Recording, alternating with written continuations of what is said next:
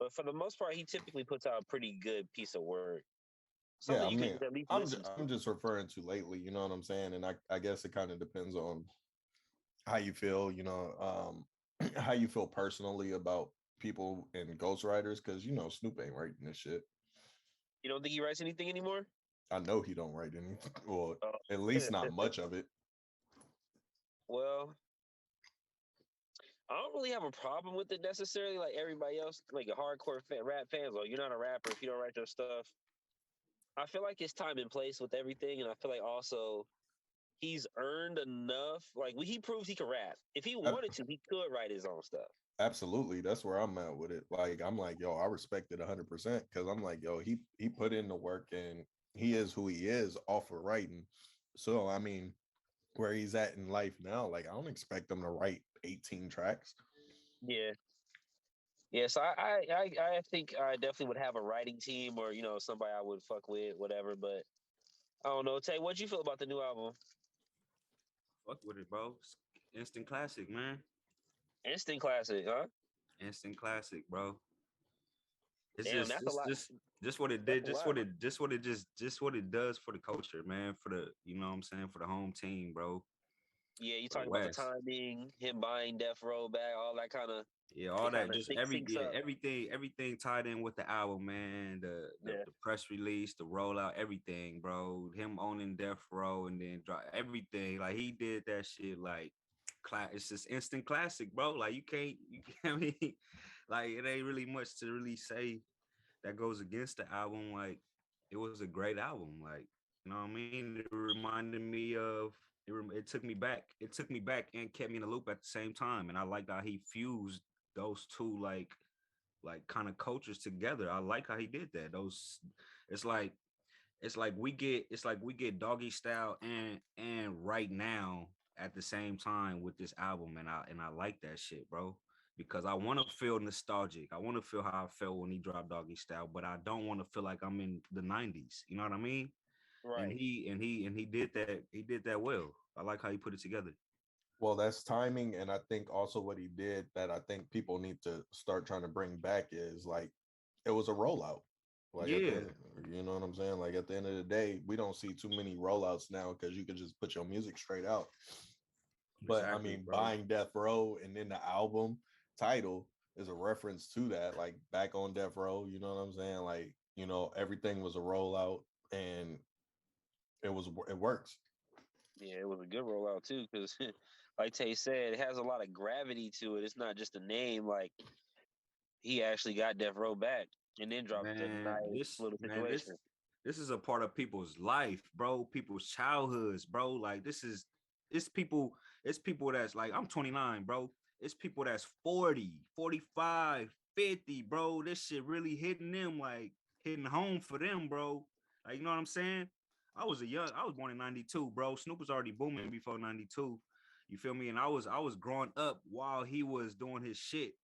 I ain't really come to age to really know what was going on to probably like I'll say like the 2000s, bro. Like 2000, maybe 99, 2000s, bro. And you feel me? So it's people that was already living like 10 years prior to that that really was listening to Snoop and all that shit, bro. So for them, I know it's like it just hits home for them, bro. It just makes them feel like music, there is hope for music and rap. You know what I'm saying? Because you know how old heads get. I wouldn't say that because you were born in 92 you couldn't really vibe with it because we No, all I'm not vibed with saying it. that. I'm not even saying that. I ain't even saying Well, that. I mean in that time frame because like even though I was born in 89, like I was what, 2 when Snoop really started popping. So I mean at the end of the day, like that Doggy Style record, like that was transcendent. Yeah, Hmm. replay like out of this world. One of the only albums you can play at any point in time and it still goes. Hmm. Yeah, like imagine being a teenager. Imagine being a teenager when that shit came out. Like you actually out here in the streets living. You actually doing most of the shit that he talking about in the music, fucking bitches with your homies. You know what I'm saying? Like clocking, like you doing all this shit. Like me, this is why I said what I said. Cause me, bro, I wasn't even probably even knowing what the fuck he was even talking about until I got to a certain age to understand. And that's probably what, 10 years later. Like that's what I'm saying. Like it's people that was actually grew up in this shit and was able to understand what he was talking about, what that album meant when he dropped it, and what it did. You know what I'm saying? For the times, like me, I can't tell you what it did, what it meant, or none of that shit. Cause like I said, I was a young bull. Feel me? I ain't probably get it till 10 years later. But it's niggas that's 45, 50 right now. Like, bro, they glad that nigga Snoop dropped that album, bro. Like they happy that he did that shit, bro. It really means something to them. They childhood, bro, they whole life. It carries with them, bro. It's something that the West Coast been missing for a while, and it's kind of something that I've been thinking about a little bit. Like with Snoop doing this, he's gonna hopefully bring a lot back to the West Coast. You would imagine he's gonna start signing some West Coast artists. He already put a lot of people on the map, but they've never been on one conglomerate. They've been on different things and whatever. How you feel like it's gonna shake out for us on the West Coast? Because we have some heat, but nobody is really pulling it all together. We're all signed to different labels, and they're not usually from the West Coast. I don't think Snoop really checking for nobody on the West like that. I'm keeping 100 with you. You don't think so? No, he's president of Def Jam. Like you can't really focus on just the West. I mean, it kind of goes back to that tweet you put in the group chat too, where it was like the three dudes is YG, Roddy Rich, and fucking Kendrick when it comes to like mainstream artists. But I mean, it's gonna have to come to us doing what Atlanta does. You know what I'm saying? Making sure that when you got artists, you know what I'm saying, don't be afraid to put a light on them. You know what I'm saying? Don't be afraid to get in the studio with them and do those songs with them. You know what I'm saying? That's why even though Blast is taking off right now, Bino was a bigger name before Blast, just off the strength that he was doing work with Nipsey. You know what I'm saying? So you know what I'm saying? And then you get that whole thing. Now Bino's working with Blast like that, and then Blast takes off. So we need more of that over here. Yep. Just like how Atlanta got it. I'm trying to figure out how we cultivate more of that kind of energy, because it seems like we have little pockets of it, but those little pockets don't make enough noise to really get out of the city. You know what I mean? It happens shortly, and it's unfortunate. But it's like just with that same example, you know what I'm saying, where I just talked about Blast and Blast taking off. Like, okay, now who is Blast gonna work with? Who is he gonna help elevate? You know what I'm saying? And I mean, for the most part, we probably not gonna see that. But if this were Atlanta Blast would be fucking with everybody. You know what I'm saying? Yeah, all the new artists, all the upcoming artists, shit like that, get them featured. All the local street artists, he gonna be getting that bag for sure. That's kind of the problem, though. We don't have no like.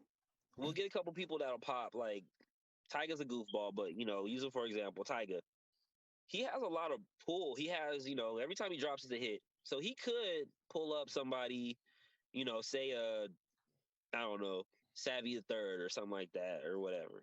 I feel like that's kind of a bad example. I mean, I get you, but like a lot of the people who end up fucking with Tyga, they kind of get fucked on the back end just because he seems to be somebody who's by himself. Like if you look at Tyga, for instance, and he's like the perfect example of what we're saying not to be. You look at anybody who was with him at the beginning, they're not with him. Anybody who's with him at certain points, they don't stay with him. Well, that's kind of the problem, right? I feel like people from LA, like, or from LA area, we'll broaden it out because nobody, But anyways, they'll get a little fame, they'll get a little heat, they'll get that power to, really make some moves or at least try to, feature some people, do some things, whatever. But I don't know if it's an LA thing, but I feel like people get kind of lost in the clout, disappear into their own little circles, and they don't really reach down or to the side or whatever. I think it's also because we're so close to Hollywood and that lifestyle that once anybody gets a kind of taste of it, like they kind of just move into that whole mode. That could be a point too. Because it's like, it's fucked up though, right? It's like a double-edged sword because, of course, you get a little money, you get a little, notoriety, you want to start using it a little bit. But I feel like more than not, people get lost in that shit and they don't really take advantage of the I don't want to say power, but you know what I mean? Yeah, I get you. The juice that you could have. Yeah, that shit is real unfortunate too, man, because we see like we see certain groups out here of people like they'll get a hit and then it's like we all know them because you know what I'm saying. Like I could go back to fucking what Cali Swag District or the New Boys or something. Like New we boy, don't all say know, yeah. we all like these are people who were in vicinities. You know what I'm saying? And then So they like take off and mafia. get it. Yeah, they get a big hit, and then you know, let's keep it real. A lot of niggas get big headed once they get that big hit, and they Hell yeah, don't fuck with especially niggas. coming from LA or a small town. Like niggas start to Yeah, feel Hollywood. You know what I'm saying? And you know what I'm saying. That's not every nigga, of course, but That's majority. people do get it's Hollywood though. yeah, it's a lot of niggas. Like niggas don't typically come back to give that same support. You know what I'm saying? That would keep us moving. Bro, it's people that's not even on, bro, that act like they already made it, bro. So it's like I wouldn't expect nothing. I wouldn't expect nothing less from somebody who actually did make it, bro. I ain't Yo, gonna lie to you. yeah, See, and the that's the cold fucked part up about thing though. yeah, the cold part about it is like if we were to do that and do it in the way that Atlanta does it, like Yeah. if I was popping and I had Tay on the song and Tay start popping, Tay gets to come back like Tay's popping. Now he come back. If I'm losing steam, Double Tay come back. back do a song with me. You know what I'm saying? Now I'm picking back up steam. You know what I'm saying? And we can Yep. revert back and make a circle. You know what I'm Keep saying? And juicing just each keep it other, going. bring in some You know new what I'm saying? people. How many Yeah. times is Young Thug and Future gonna do a song together? Right. That's all that hey, Future, Drake, and They at Thug, work. that's all they do for each other, fool. Yeah. That's all they fucking do for each other.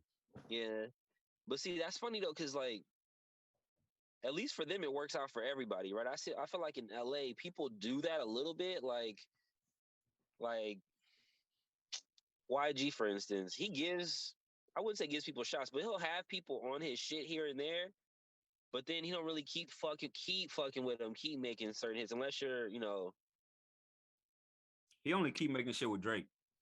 He has yeah, certain niggas or within his Nipsey. crew He was that doing a you'll lot keep with it. Yeah, Nipsey. like the big consistent ones or like the major ones, Nip, Drake, you know what I'm saying? And you saw like of course he has TC on his shit, you know what I'm saying? That's his guy, you He know what fuck I'm with saying? Tiger And heavy too. Tiger, yeah, but like He have a few with Tiger. outside of them, it'd be like, you know, RJ obviously, you know what I'm saying? But outside of them, it's like where they at? Yeah, it's tricky. It's tricky out here. It's like it's weird energy, but I'm trying to figure out how we break that barrier down because it's like it's a whole bunch of Man, stuff. But I think it's we a fucked up because our old heads. We don't really have no old heads that will reach down like it's in a gimme game, man. Everybody want to take and take and take and don't want to, distribute out to everybody else as a fair trade, bro. Like everybody just want to, what's in it for me? What's in it for me? What am I gonna get out of it? Like instead yeah, of how can we all benefit from this? Like, you know what I'm saying? I feel like if we change that narrative and that initial coming into it, bro, I feel like everything will be, you know, be good up until, you know what I'm saying, some other bullshit happen. Because I don't know, like, I don't know the ins and outs of what people business is, but I'm just saying, like, if we go in like, how can we all benefit from this instead of then what can I get out of it, and really mean it though, like really do it with love, like not no ulterior motives, like yeah, really though, I'm really thinking about myself, but I'm gonna act like I care about what everybody else. You know what I'm saying? The whole time you really worried yeah, about what you finna, like shit like that, bro. Little shit like that could fuck up a business, bro. Like yeah, even a little shit like that, bro. Just have an ulterior motive, bro. It's like, and it's like, how can you, the only way you can fix that is by trimming the fat, nigga, and just making sure you're around niggas that you could trust. And I feel like that's why LA is so scattered and everywhere. And there is pockets of people that want to do this and that. And then you got people that do this, and it's politics, bro. Like like LA is built on politics. I feel like, bro. Like it's yeah. all politics, bro. Like it's Street, politics, bro. street and Like business politics. yeah, Yeah. bro, it's street and business politics, bro. And a lot of people that got their business together ain't trying to do business with people that don't have their shit together, bro. Hey, and Tay, I agree with you. It's kind of a selfish business, but at the same time, I also look at it and I'm like, well, you should be selfish, but if you selfish the right way, you would think like, Make and the good way you business said it moves. is, how is this going to benefit me? Yeah, you should be thinking, how is this going to benefit me? But if it benefits somebody else in your behalf, it's probably gonna benefit you more. It So comes back later. Yeah. So my thought with selfishness is like, yo, like, yeah, I'm gonna be selfish because XCI radio, I feel like that can help me, but it also helps you guys. You know what I'm saying? So Facts. Yeah. That should be the energy, but it's like it'd be fucked up because like, all right, I get a deal. Your reasoning is bigger than you being your reasoning is way bigger than you being selfish. Yeah. Like, of course you want yourself to be on, but it's like at the end of the day, it's like, yeah, but we all could be on, and that's the end game. Like, yeah, I want to be on, but we can all be on. You know what I'm saying? And it's like that's what changes everything about you being selfish. Like, of course we all want ourselves to be on, but it's like, yeah, I'm gonna be on, but we all could be on. Like, we all could get a piece. Like, we all could eat. Like, and it's like that eliminates anything about you being selfish or just wanting to just gimme, all me type mentality. Like, it's like, nah, at the end of the day, I want us all to be on, but I'm doing it because I know I could benefit from it. But at the end of the day, it's the greater good of all of us being on, not just myself. So I understand that for sure. And that's my same logic with it too. Yeah, and I feel like, you know what I'm saying, even to that degree, like once there's a light and once we're all on, then you can work towards getting a little bit more for what you want for yourself. You know what I'm saying? Because then at that point, everybody wants something a little different. So, you know what I'm saying? Like, that's where I say, like, I think it's okay to be selfish, but at the same time, you being selfish, other people can help you with that. You know what I'm saying? Other people can help you get to where you want to be. So you don't need to alienate yourself to get where you want to be. Facts. Okay, let's talk about it. Let's differentiate alienating and being selfish, because I think a lot of people got that confused. Well, I think instead of being selfish, a lot of people alienate themselves. You feel me? Mm-hmm. Yeah, people go into their own little circles and they got their own little group of dudes. Yeah, people they fuck with, people in their own little situation that you know. But then they don't really get out of the circle though. Yeah, both ideally are both selfish, but one is you being, it's just you're all about you in this matter. It's kind of a little difference, you know what I'm saying, where we can all be about each other, but then at the same time, I'm still worried about my shit. I still gotta make sure my shit dealt with. Yeah, you gotta protect. You gotta. But I can still look out. Your but shit. I can still look out for everybody. Yeah. I can still look out for my niggas when I can. Exactly. I feel like the game would be a good example of somebody selfish. He's not alienating himself necessarily, but he is pretty selfish. He's always worked with a bunch of different artists. But you also hear some crazy deal type shit, like all the scammer type shit he doing now. So it's kind of funny. I can't speak on that because I don't know about. And also it's not really many artists that I would worry about signing with, if we're going to be honest, because a lot of them, they're only doing business that they've learned through the business. So I mean, at the end of the day, I can't know because I don't know contract details like tape, so I can't really speak on that. But again, a lot of niggas is doing deals based off of what they know. You know what I'm saying? That's business already. So that's bad business. That's not every nigga is out here being Yo Gotti.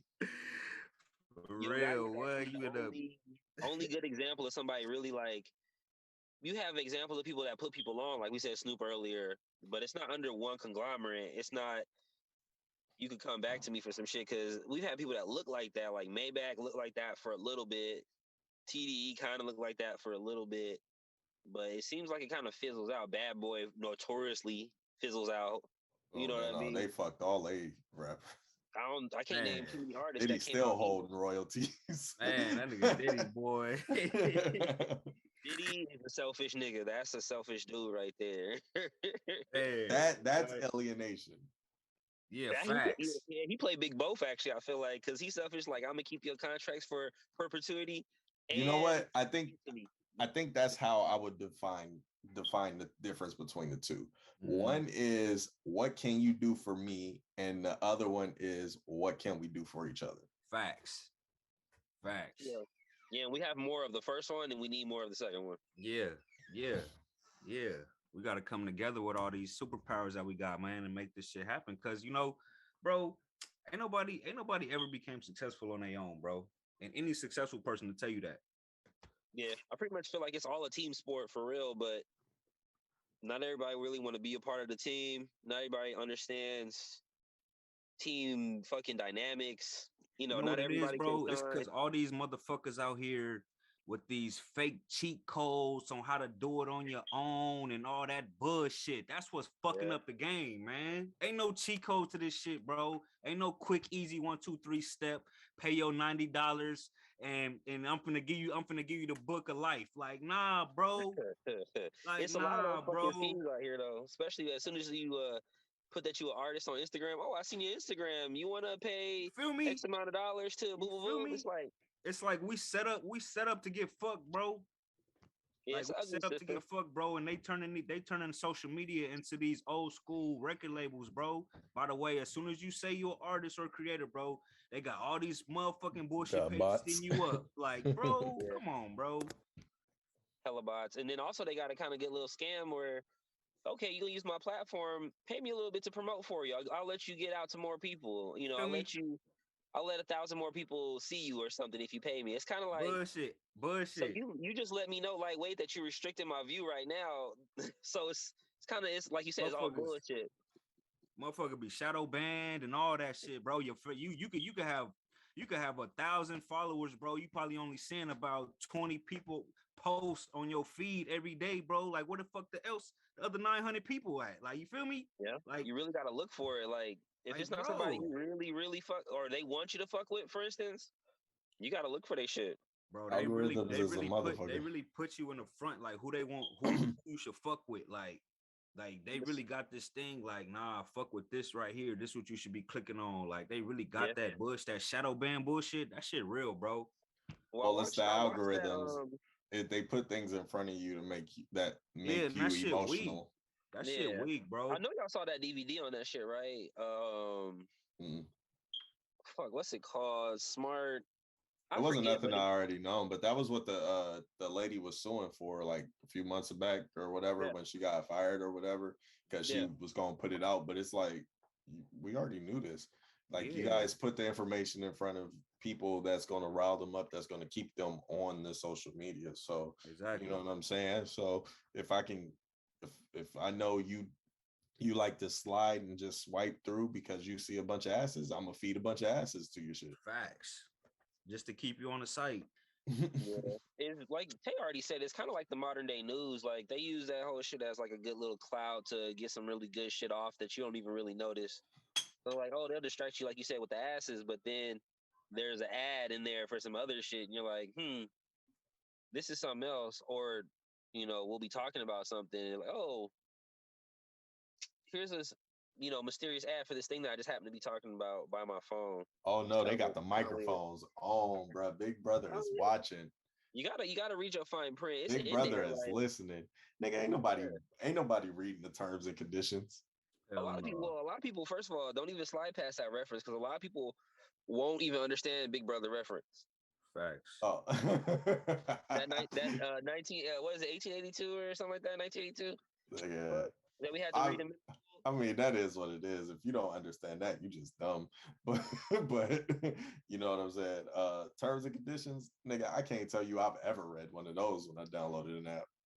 I've only read I did one time. Yep, I was about to say I did one time just so I could just see like what the fuck is actually telling me, like, and it really got some shit in that motherfucker. Like, absolutely. Oh, okay, well, let me turn that off. Let me turn that off. All right, let me turn that off. Yeah, no, I don't want you doing that. Like, you're giving up all the data. We get to look and see what you searching. We get to go through your contacts. I got access to your photos. Access to your messages, your photos, your other apps that you download. Yeah, because I'm gonna make it easier for you. So I'm just link everything together. Just give me access real quick, and I could just make it real easy for you. They trying to make people stop using their brains, and so this AI could take over, bro. No, for real, it's fucked up because you try to like think of somebody's phone number, like somebody that you talk to all the time, and you only can remember maybe about 2 or 3 phone numbers. Where like in middle school, I had like a whole grip of them in my head. I can remember. Nah. If I know you off top, or if I'm talking to you on a regular in the phone, I know your phone number. Oh man, you still old school with it. I fuck up, man. I be like, fuck, what's that number? Nigga, if I get arrested, what am I gonna do? Yeah, it's certain people numbers that I gotta know. You gotta remember. I gotta know their number. I'm not trying to remember everybody's number, only the people that I know. No, like if I get into a jam, I gotta know your number. Like mom, pops, my Important. girl, my son's number. Hell, You I gotta even keep know the emergency contacts. my egg. I know all the kids' phone number. You better than me, bro. I got about 3 numbers, and hopefully they answer. One is my mom. One is my dad, because his number is a couple numbers off of mine. So I would be deaf, dumb, and blind if I didn't know his number. And then my daughter's number, but she's 1, so she can't answer the phone. Actually, that's a lie. She can't answer the phone, but I don't know what kind of help she could get me. Shit, like after that, I'm like, shit, man, I got wiped. Like it's really difficult. Yeah, I'm fucked. Yeah, I better that's not why get arrested. I Basically, memorized that, I'll bro. be 'Cause knowing them it numbers, depends. man. It depends. Because I told my girl, I was like, yo, she was like, you memorize my number? I was like, yeah. Because if I get arrested, depending on what I get arrested for, I got to know who I got to call. Just in depending on case. what. For certain things, I'm gonna call certain people. You know what I'm saying? Like if it's something Exactly. violent, I ain't gonna call my mom. I'm gonna call my pops. You see Exactly. what I'm saying? Like DUI, I'm more liable to call my mom than my pops. You know what I'm saying? Okay, you Or raise a good point. Who do you you go see what I'm with the saying? bullshit that you're going through? Oh, Yeah, real shit, bro. That shit matters, yeah. bro. You can't go to one person with every problem, bro. If it's No, that's for sure. something slight, and I just need some money real quick, call my girl. Like, hey, I need you to do this. Yeah, You okay, feel you me? got it right there. Because you're right. You can't, like you said, you can't go to everybody with everything. Because some people won't handle it in the appropriate manner. Shit get blown out of proportion, or Hmm. so. What was Yeah, you all doing in the right. jail, Mom? I just had Like, the bottle damn. right there, and they pulled us over, and I ended up in like it wasn't that big. I only Yeah, got a I only got a Questioning ticket. you They more than just the wouldn't let cop. me out. yeah. Depending on what it is, yeah, you might get it more than yeah. Like, So are you? okay, I feel like you working with the cops right now. Hold on.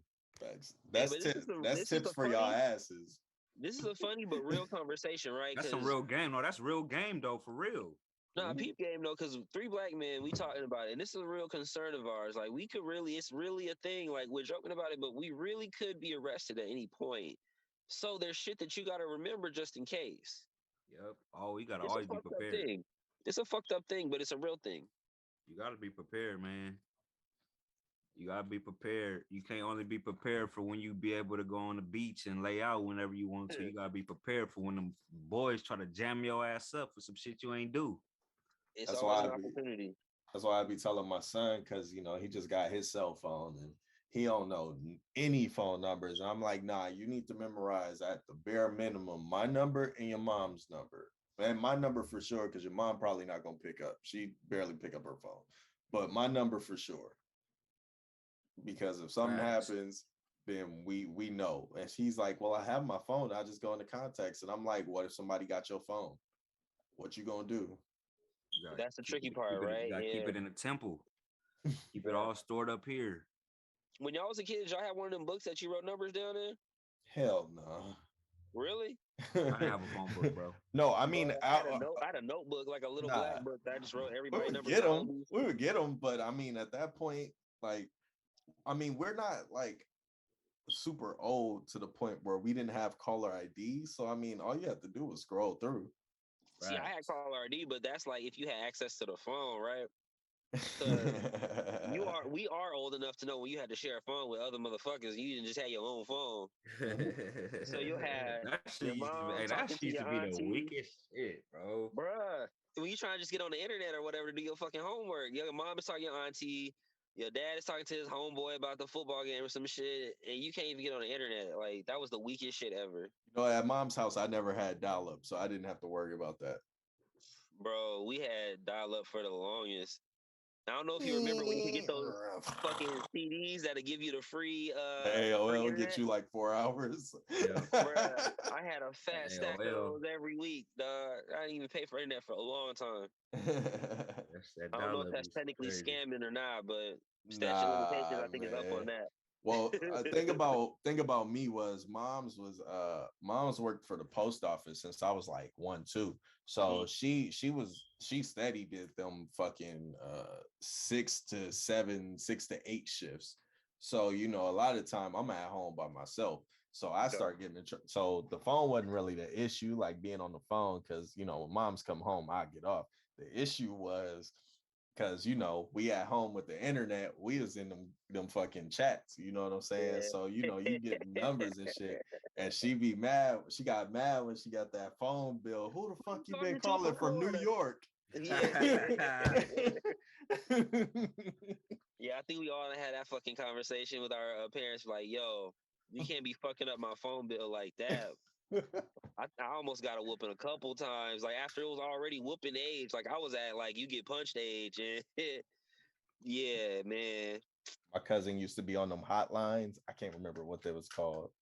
The chat lines. Yeah, the Yeah, I little wish I could chat line. remember. Because that was the shit you would, like you said, get together with your cousins or your homeboys, you would call. At first it was pranking until we found out girls was on there. Then it was like, oh, well, let's see what you get popping. But you really could never get nothing popping for real because you couldn't drive. I never got on the hotline. I never did Really? either. My cousins did. Nah, hell nah. That was my shit with the cousins. I used to be on the phone. I used to be on the phone, like really talking to bitches. Okay. I didn't care about no hotline, bro. Nah, it was females on there. Like my female cousins used to be on that, and they like do it like a message line and shit. I used to watch them, but like I never did it. Yeah, But I see them doing it. I ain't never been into that shit, really. That was Like right I before said, AIM like- started popping. Once AIM started popping, then it was way easier because then I would pop over to Tay's game. I was like, oh, I know the girls in my vicinity, so I could talk to them right there. AIM, Yahoo. I was in the MSN sidekick. chats. I didn't care what chat room it was. I was in Everything. Niggas didn't give a fuck, bro. BBMs. Do y'all remember ASL. BBMs? Did y'all have ASL. Blackberries? Yeah, what? Nigga, the Blackberry used to go crazy. Hey, rest in peace to BlackBerry for real though, because I think they made the last one this year. They canceled that shit. I love BlackBerry, bro. BlackBerry was hard. It was a good little phone. I liked it as soon as they got rid of that little bubble thing, that little trackball. Yeah. As soon as they got the pad, I'm on it. Yeah, I think that was a black. Yeah, because I think that was a black. Because I had that move. That was a I BlackBerry had third. one. I only had like the 9700 or something like that. I can't remember which one that was. And you made me think about the boost numbers. I had Yeah, that the 9700. I'm looking at it right now. That was it. Okay. Yeah, rest in peace of BlackBerry, man. We had some. It's an interesting time we grew up in, bro. Was better. I was gonna say we had some interesting fucking phones because we had the Sidekick, likes, like Verizon had their version, Sprint had their slide up version and shit. Boost had their versions. I fucked with the Boost one. Just get you the Sidekick, dog. I was a broke kid at that point, man. My hustle wasn't up yet, so I had to settle for the Boost. The chirp until I got my hustle up. It's just crazy. The chirp. The chirp. It was called game because I had to pay for all my phones, and it sucked because Devin actually was the first one with a phone. Isn't that funny how it works? The youngest one always has a phone first. Shout out to my sister. Me and Oli didn't have phone. Like Devin had his phone first, then Oli got one, and I was like, "Well, I ain't getting one." Then I had to pay for mine. Yeah. Damn, cold game, right? But that's Devin, the young, that's the youngest brother on my dad's side. Say like he had the phone first. He was probably like 8. Damn. And me and my other brother sitting here. I'm 6 years older than him, and our other brother is 12. You actually need a phone. I'm 14, and yeah, he got the cell phone and shit. Like he got the I-50. We sitting here like, what the fuck, bro? It was a bitch though having to pay for minutes. I'm not gonna front when you had to pay for texts and minutes and shit. You had to get your boost cards. Bro, and it was so messed up because I was like, I would get so confused because I'm like, yo, when is the free minutes? Because I'm using my minutes. Tell her like, hey, let me call you after 7:35 because that's when my free minutes start, and then you could talk. But yeah, before then it was all like, let me hit you real quick. That's when I use my chirp shit because then I didn't have to use my minutes. Oh man, that $1 a day. On everything, like $1 every chirp. Yo, I told the homie they the bring other that day, shit back, low key, because we was talking about chirps, and I was like, yo, the one thing I used to hate is when niggas didn't alert you first. Niggas just start talking. Yeah, facts. Like, hey, nigga. Because you got the speaker on, so you can hear the ringtone. Yeah, and I got you into a jam a couple times. Start talking. You in class. Hey, bro. Hey, like, damn, nigga. What the fuck? You in class like fuck trying to fumble for your phone, and then of course Like, the teacher done bro. Nah, not even in class, bro. Just in life general, bro. I be walking anywhere. I be in the middle of the movie theater, whatever. They were burnt out a little Hey. bit though. Them chirps was the most black thing ever because it's like, where you at? Yo, them commercials was hard though. hey, they were low key racist, but also like high key burnt out. Where you at?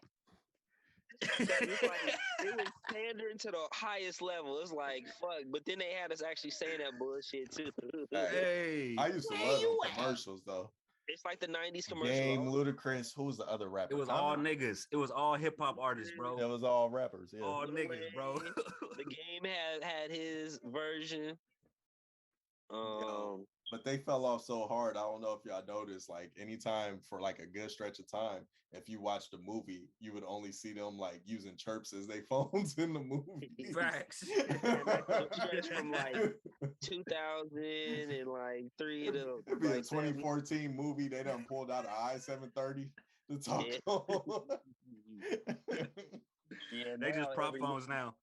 Yeah, they got all types of futuristic phones now. They don't even use phones in movies. They talk with their phone, their hand and shit. Nah, they have the iPhone, but they act like none of us have iPhones. So like when you actually look at the screen, it'll be like calling, but then they'll act like somebody's calling them, but you can see like clearly you're calling like, out. They'll be like, dog, we know how this works. Just have somebody stand on the side and hit the call button. Why don't they even just superimpose something on there? They have the technology to do these things. I feel like they're just being lazy at this point. Because it costs too much money. Okay. Yeah, you got me with that one. It probably does cost a little bit. It has some. Granted, it won't cost that much money, but like I have to put labor into something where I could just have somebody press the call button, and when we zoom in on it, you see that somebody's calling. I can name it whatever.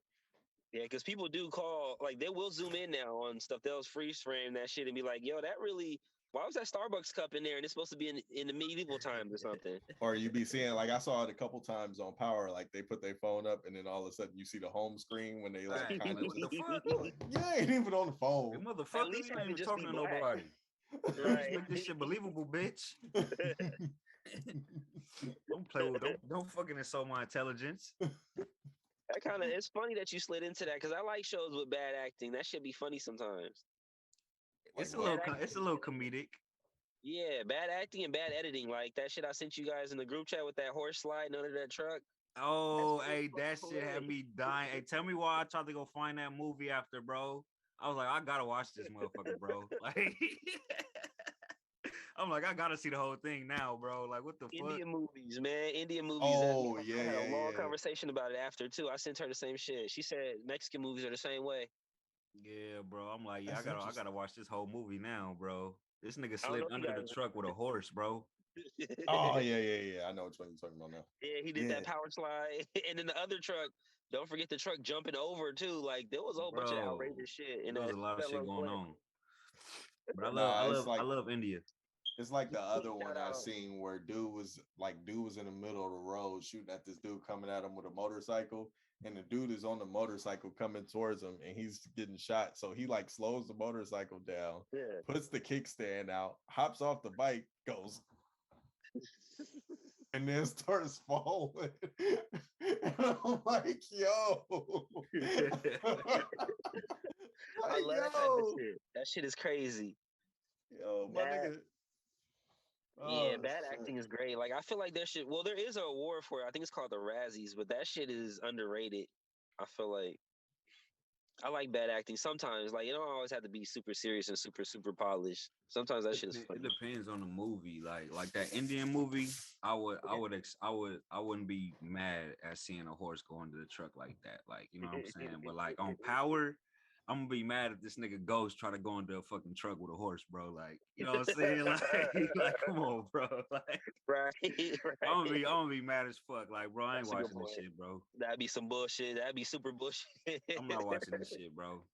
Yeah, you're right. Because Power does like some freaky shit sometimes, but it's in the realm. Yeah, it be just building the logic a little bit. It don't be stretching it that crazy. Yeah, you know what?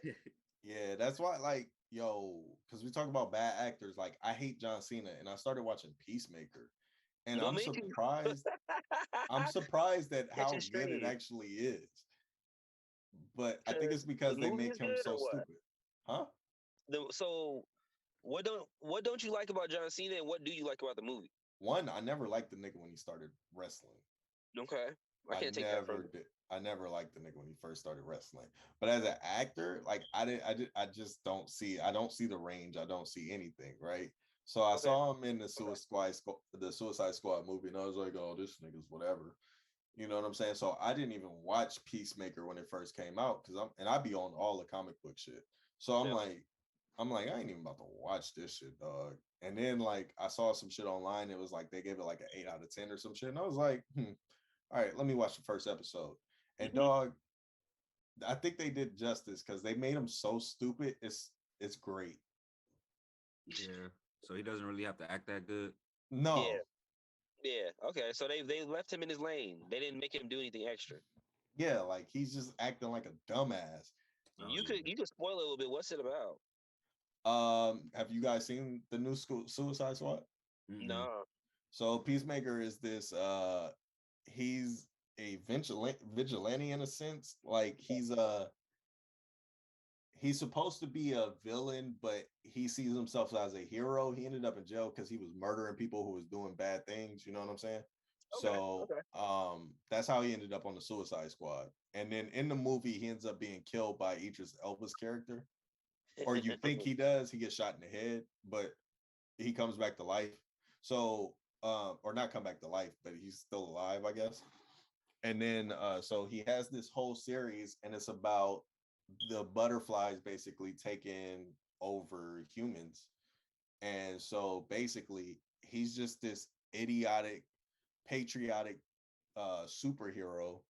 Like Hmm. he has a pet eagle named Eagly. Like yeah, like it's so stupid, and it has like crazy moments throughout the whole thing. Like his sidekick is this random ass weird dude, and they all know it's him. His name is Vigilante, and like they call this nigga phone. They're like, "Hey, Vigilante, where's Peacemaker?" And he's like, "Well, this isn't Vigilante." Like, you know what I'm saying? And they're like, "Nigga, we know it's you." Like, you know what I'm saying? Like, and he just sitting there like, "Well, I don't know who you're referring to," but it was like it's just so much stupid shit, bro. But at the Okay. same time, it just put together really well. Like it's comedic. James Gunn did it, so I shouldn't be surprised. You know, he did Okay. Guardians of the Galaxy.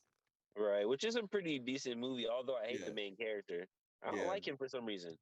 But overall, the series so far, last episode comes out tomorrow or probably tonight. But overall, I actually really like it. His dad is like this is like a white dragon of the KKK. So he's like a super villain, got costumes and shit, and he like Oh shit. designs all Peacemaker shit. So it's like weird. It's like this the scene that really got me into it, right? Was the butterflies are these like they look like moths. They go into your body and then they go into your mind and they just take control of the human, right? Okay. And so there's this girl that he took from the bar, he smashed, and so he's just sitting there like singing in the living room. The girl finds out he's trying to he's doing on a secret mission to kill them. So the girl starts like cutting them up, whatever. They had this huge ass fight, and he ends up in the parking lot like blowing her up with his fucking helmet, whatever, right? So he goes back into the apartment because his shit's in there, right? So like they're like, you need to leave, and he's like, I can't, I gotta go in the apartment, all my stuff's in there. So he runs back into the apartment, cops are already there, right? So this nigga has nowhere to go. Like, and it's so stupid because they're like, yo, go to the back door. And then the cops are like, hey, make sure we're at the front and at the back door. So he can't go anywhere. He's on the 6th floor. So he goes down there, he goes into somebody else's house, whatever, and he starts jumping from balcony to balcony, right? But what you expect in this moment is like superhero, like niggas hopping and then they landed on their feet, huh. Like, Yeah. nah, this nigga, he when he goes from one balcony to the next, like he's landing on his fucking face, hurting himself. Oh my Like, goodness. like he's like, ugh. And this is Oh, all and then John Cena. this is all John Cena. He's slowly getting up the whole 9 yards, bro. So like, yeah, they have like comedic. One of the funny scenes was they had the black girl from Orange is the New Black, the big girl in there, right? Okay. and she's doing like a little, not a recap, I forget what they call it, but where you go through like the mission shit. Okay. You know what I'm saying? So she's like scrolling through pictures on her iPad to catch them up on the mission, right? And while she's scrolling, a picture of her wife's vagina comes on the screen. Yikes. And she's like, oh my gosh. And John Cena's like, did we just see that? I just saw it. And then just everybody just starts roasting her, bro. And the shit is just fucking hilarious. So I'm like, it's stupid. It's real stupid, but it's funny. So like it takes like, it really makes it like, It makes fun of itself almost in a little thing. yeah. What do you watch that on? What streaming service? It's on HBO Max. HBO Max got some good shit, man. I'm thinking about switching over. I gotta get my Sopranos back. If That's you my want to watch shit, it. bro. I mean, it come with my phone bill. Yeah, man. I love that shit, boy. But So, I might have to fuck with that show. I didn't see the new Suicide Squad. I saw the old one. I try to stay up, but I think I fell off of my Superman or superhero game lately. Like I think Spider-Man was the last one that I saw. I haven't seen the new Venom yet. Well, newish Venom. I want to. seen all that shit. Next movie, I think me and my girl going to go see Jackass. Oh man. Did you see that? Not Iron Fist, but like that last one that Marvel put out. Spider-Man? No. It was like a kung fu dude. He has no Shang-Chi? superpower. Yeah, that one. Did you see that shit? Yeah, it's on Disney Plus. Oh, well, I guess I can watch that. How is it? That shit good. It's good. Okay. And I don't like origin stories either, but that was actually pretty good for an origin story. You don't like them? I don't think Disney's done a good origin story, or not Disney, Marvel. I don't think they've done a good origin story until Shang-Chi. Okay, I'll give you that. Marvel has kind of a weird situation with their. Yeah, they take some weird liberties sometimes where it's like you could just follow the blueprint and make it really good because we have the technology now. That's why I was glad when they rebooted Spider-Man, they skipped the whole nigga got bit by a spider shit. Like, we already know this. We've seen it twice already. Don't need to see it again. Yeah. I like the new way that they're going with it. It's more organic and it's a little bit more with the times. It has a little bit more technology. I like the guy that they're using. He looks like a kid. He's not a grown ass. He looks like a kid. Yo, these niggas came back in the new movie, had beard. They supposed to get taken from the place they was in they last movie. These niggas got beards, not shaved, everything. I'm like, yo, what the fuck is going on here? Hey, you know he's British, right? Spider-Man? Yeah, all the motherfuckers is British. That shit get on my nerves. What is that, bro? Like all the main actors now are British. Like that shit snuck up on me. Facts, even the black ones. Mm-hmm. Them niggas be British as hell from England and all type of shit. In the DM, he secretly hates Idris Elba. That's his nemesis. Cause the nigga English. Yo, like I really want to like my nigga. Is it a Rosetta Stone feature for like an English accent? Like I'm trying to get on that because I'm trying to take their jobs. Idris, you can't take his jobs, man. He's good at too much stuff. I can't even front. That guy's talented. Like what? So he's a really good actor for real. Like how? What movie was he really good in? In The Wire, I didn't know he was British. You don't know he's British in half the movies he's in. He gets rid of his accent, but I'm saying, what is he really good in acting besides The Wire? The Wire was pretty good. So I'm not Lamar. That nigga Lamar British too from BMF. Yeah. Oh, that's some crazy shit too. Because he's really good. That nigga English than a motherfucker. And he played crazy American dude real good too. The one that hurt my soul was Old Boy in Snowfall. Yeah. Franklin? I remember you said Franklin, that, yeah. That one hurt my soul once I heard the accent. Here another one. That hurt my soul because I was like, yo, I really like, because I know they said they had Dub C on to have like, you know what I'm saying, to get like the mannerisms and the speech for, you know, more West Coasters. But I was like, once I heard his actual accent, I was just pissed off. I was like, this is some bullshit. So what you think that is like? Really, so I can't say they're bad actors. They are good actors. So you think that's like classically trained actors at cheaper labor, or what you think that shit? No, they getting paid. They getting paid the same. They just come over here, they drop the accent, and they're good. I think they probably more so have a more art type, you know, schools and shit. I can't really speak on it because I'm not from the UK, so I can't really speak on it. But I would assume they have more a differential in you know that type of in those arts and shit. You know what I'm saying? We don't really focus on arts here. Yeah, yeah. Unless you have money, like you can put your kid in a good school for arts if you have money, or sometimes if your kid gets a scholarship, there's not as many schools as there would be. Yeah, we don't do that shit here. Yeah, But yeah, nigga. Other than The Wire, what was that nigga good in? Idris Elba. Yeah. Off the top of my head, you got me. But I'm a Google search.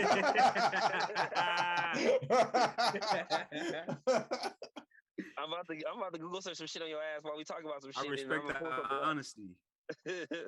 There's nothing in my mind that really stands I wasn't out. prepared for this argument, but the shit came up in our conversation a long time ago, and I remember this nigga hates him. I liked him in the what is it? The bigger you are, the harder you fall. There are movies people will like him in. I agree with that. I got a good one. I got a really good one. But I'm talking about him, like specifically being a great actor in the movie. You can't argue this one. Obsession with Beyonce. That was a great movie. That movie was trash. You tried it. That movie was trash. You tried it. I could do that movie, nigga. with no training, nigga. But you don't have an accent to drop though. So because he played a nice little sadistic nigga, right? Yeah. That's cool. Michael Ealy did the same thing. He had a small role in America. No, wait, Obsession. No. In Obsession, he wasn't sadistic. It was the bitch that liked him. It was his wife. He was just stupid. He didn't say nothing about it to his wife. No, but I'm saying fucked up the game. I'm saying a role where he was a really good actor in. And he didn't even have to do shit in that movie, bro. If you really think about it. Yeah, that was a Beyonce movie. He didn't have to do nothing. He was just there, like for certain parts. I feel like he played the scared. Oh, that was Beyonce versus the white bitch. Facts. All right. That was Beyonce versus Becky with the good hair. I feel like all right. that nigga was a supporting actor in that movie. Yeah, he was definitely a supporting actor, but I feel like he played a good bad husband. That nigga was in Luther. Luther was good. Yeah. And don't hit me with no Tyler Perry movies. I hate all Tyler Perry movies. You know what? I'm not going to do that because I don't really like Tyler Perry movies either. I thought that was going to be a hot take that I had, but I really don't like Tyler Perry movies that much. I like the plays was better than the movies. The plays, I feel like the plays were better, and I feel like the dark skinned dude is always the bad dude that cheats on his wife or cheats on his girl, has a baby mama. The light skinned pretty dude is always the hero. It's the same shit with the plays. For me, it just goes back to what we were talking about when you brought up because you had hit me up about it, and I told you like I don't really fuck with people who live on dressing as a female to make me laugh. Yeah, I remember you. Yeah, we brushed on that topic, but I did want to talk to you about it because I understand what you're saying, but I wanted you to pull that open a little bit because I see what you're saying, but I also can see like what I sent you was funny as fuck, but I also can see what you're saying. No, it was about power. It was about somebody was getting at Mary J. Blige. But my thing is like I understand it, and some of it does catch me. But I feel like if you have to depend on wearing a wig and trying to act like the stereotypical black woman to get me to laugh, then you're not funny. Yeah, you know what I'm saying. I understand there are certain points where you can do it, like a la, you know what I'm saying, Martin at Shanae. You know what I'm saying? That's cool because it's not it's not a whole thing where it's a whole episode of Shanae or a whole series. You know what I'm saying? Mm-hmm. It's a split moment. You know what I'm saying? But then I can turn around and say Martin in Big Mama's house. It don't move me. Yeah, okay, I'm not a fan. Okay, I see you're breaking it down. I get it. I thought you weren't like. See, when I read it, I was like, so you don't like Nutty Professor or like Norbit? No, but see, I don't like Norbit. Really? Because it took a lot of that movie is him playing a big black woman and being this outlandish black woman in the movie. Like, I don't really fuck with it. Okay, but again, to the comparison, because you just brought up Nutty Professor, him as his mom is not a big role. Like, it's just part of the family. Yeah. I see what you're saying. So as long as it's not like the main, like Big Mama's house, for instance, that one you don't go for. Yeah, like as long as you're not trying to make me laugh as this character for like this is this is the character. Like it needs. This is the person that's gonna make you. You know what I'm saying? Ha and he. You know what I'm saying? Like throughout the whole movie. Like nah, because then it with Eddie Murphy in the Nutty Professor, like you was laughing at him as Clumps. You was laughing at the two boys. You was laughing at him as the Pops. You know what I'm saying? Like there's other people other than the mother. Of course, we all laughed when she went Hercules. But you know what I'm saying? That's just a supporting moment. It's not an actual character. You know what I'm saying? But we talk about Norbit Rasputia. That's the whole movie. They depended on that bitch to make you laugh. Yeah, she the main character. Yeah, that shit. Hey, you know, I never seen Norbit. I never seen that movie. It's just funny, low key, but I can see what my cousin is saying though, and I can fly with it. I just wanted to know what he meant because it came up because, like he said, I sent him a clip of this dude doing some shit off of Power, making fun of Mary J. Blige's acting, and it was funny, but I can see how it does come across corny if that's your main gimmick. Yeah, that shit weak. It's like that dude. He on social media. He be having like the blue lipstick or whatever, or the blue wig, some shit. That shit weak, bro. Blaming on Key or some shit like that. I can't remember. That nigga, bro. That shit weak. Yeah, like all he does is he puts on makeup, he puts on the wig, and he acts like a stereotypical black woman. And he has shitload of followers. And you know, I mean, there's people that's gonna laugh at it. But for me, I feel like if that's what you have to do to get people to laugh at you, then you're not funny. When they're not really laughing, you said it perfect. They're laughing at you and not with you. And that doesn't really move anything forward for me. Like, I feel like shit just giving people something to talk about, bro. Everybody loves something to talk about, bro. That's why motherfuckers scroll on social media endlessly, bro. We love new shit to talk about, bro. And that's the biggest reason why I don't fuck with Tyler Perry either, because his biggest character is Medea. Don't nobody give a fuck when he plays himself or plays a black male in any role. Facts. Niggas be waiting on Medea. That's why Medea's coming back in this next movie. And guess what? I won't fucking see that shit. Yeah, I'm a little on the, I don't know. I'm a little on the fence with Tyler Perry because he does employ a lot of people. He's doing a lot of things that are good, all these other stuff like that. But Boondock said he gay, so I'm cool. Huh? Boondock said he gay, so I'm cool. Oh, well, come on, bro. Like, I love that episode. It doesn't even need to be said. You feel me? Yo, nigga, they made them take that episode off of Netflix because Boondocks was on Netflix at the time. Made them take that episode off. Yeah, there's a couple episodes that they had to take off because celebrities got mad at them. Nah, bro, it was just that one. That nigga probably really gay. Probably. Which is okay, but it's like, hey, man, shit only be a problem when people make it a problem, bro.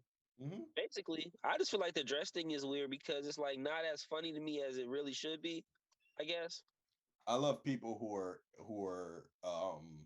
okay with being themselves. Facts. Yeah. I feel like if that's you as you, then that's perfect. But if that's you as a prop just to be laughed at or just to be, oh, I know people think this is funny, so I'm gonna egg it on, like that's kind of corny to me. So yeah, I'm with you on that one. That's like that nigga Tay Days was doing on TikTok. That shit, nah. It ain't got nothing to do with him wearing no dress or nothing, but nah, bro. Let's talk about that because that's some shit like where it's really like grab that old nigga's phone, bro. Grab his 91, phone. you hate it, but here's the thing. You know he's with Omarion's ex. So he got him a little younger thing because I think she about so she taught him how to use it. And kinda? So he's over here. And that's why I said I don't think it's him trying to be like with black people. I think it's just him like I think it's like when your grandma discovers what she can do on an iPhone. You know what I'm saying? Like he now all of a sudden he like, what's this TikTok, baby? Oh, I can make these videos, honey. Let me make these videos. I think it does have that element. I don't think it's like I don't think he's as planned out as, you know, it will come across to be like, oh, I'm gonna do this to pander to people. I don't think it's like that.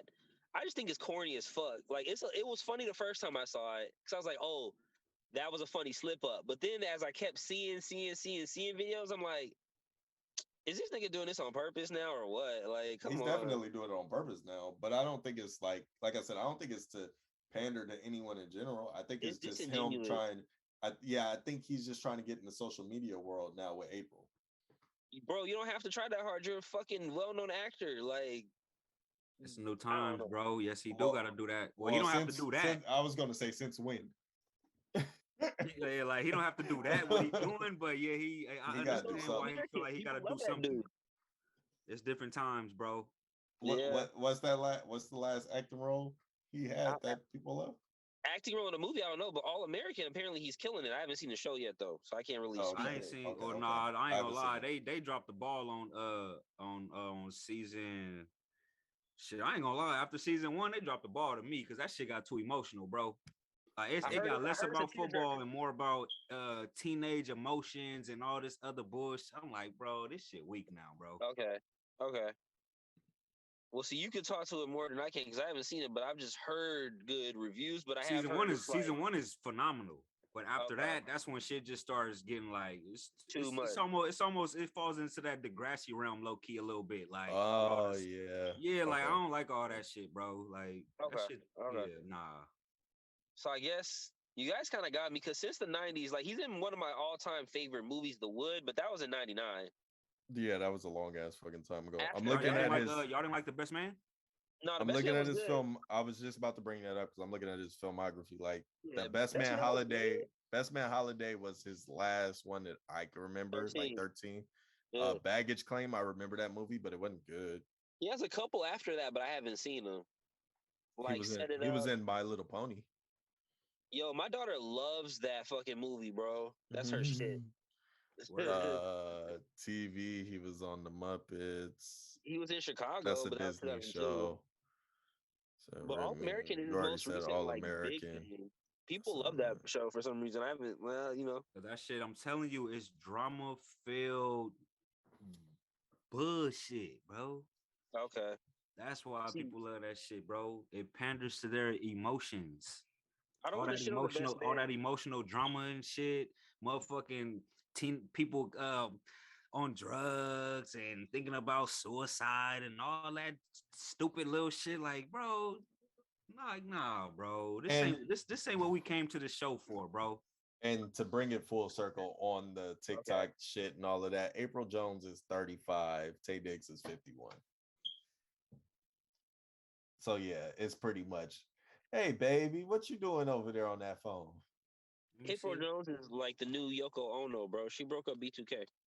Yoko Ono. No, B2K been broke up, bro. I ain't even gonna give her that. I ain't even gonna give her that because they been broke up, bro. Well, she stopped the reunion, I'll say. So she Yoko Ono light. What was that? Is that Razby or J Boog that broke? I think it's Razby, right? Well, J Boog was with her. No, I know Fizz was the one dating her, but I'm talking about like overall when they broke up. I think it was. Oh, that was J Boog with that little gay shit that he did. Okay, when he was talking about Chris Stokes and all that shit, when he came out on the radio shows, and was talking all that shit, bro. How niggas tried to play with their booty holes and shit. Niggas came out like, nah, not us. That was that nigga. That was that nigga, not us. Nigga. You see, Omari, I never commented, right? That nigga just kept dancing in the rain for a little Saint. He ain't said shit. Can I ask both of y'all? Can I ask y'all a question? Go ahead. I'm in a silly mood. Because you just brought up Omarion. How many bitches do y'all know whose mamas or aunties or sisters used to babysit or do Omarion's hair? Like, man, my auntie got a gang of stories. At least 4. That's what's really crazy. Like, that's what's really crazy. So let's examine that though, for real. Well, since we were talking about it, everybody knows somebody that knows Omarion, so he's not that far away. Nah, but I know way too many people who did his hair or babysitted him or babysat him. I don't think everybody really did though. Let's call cap. I'm not gonna say which person was lying, but I think a couple people had lied to me. He used to be at my mama's house all the time. Mm-hmm. I slicked his baby hairs down. Blah blah blah. Yeah. Okay. All right. Okay. All right. Sound good. We go. Right. It sound good. Sound good. All right. All right. I don't know, for real though. I feel like that shit really did happen, but I can't say because I wasn't there. I was too young. Man, I believe it, bro. If Bow Wow was out here in LA, nigga, he would have been a new Omarion, bro. Nigga, everybody would have did that nigga here. Telling you, I hear Bow Wow people was out try to here, say that bro. shit too, though. Everybody who did that nigga hair, bro. I only There's knew some girls one in person that was legit.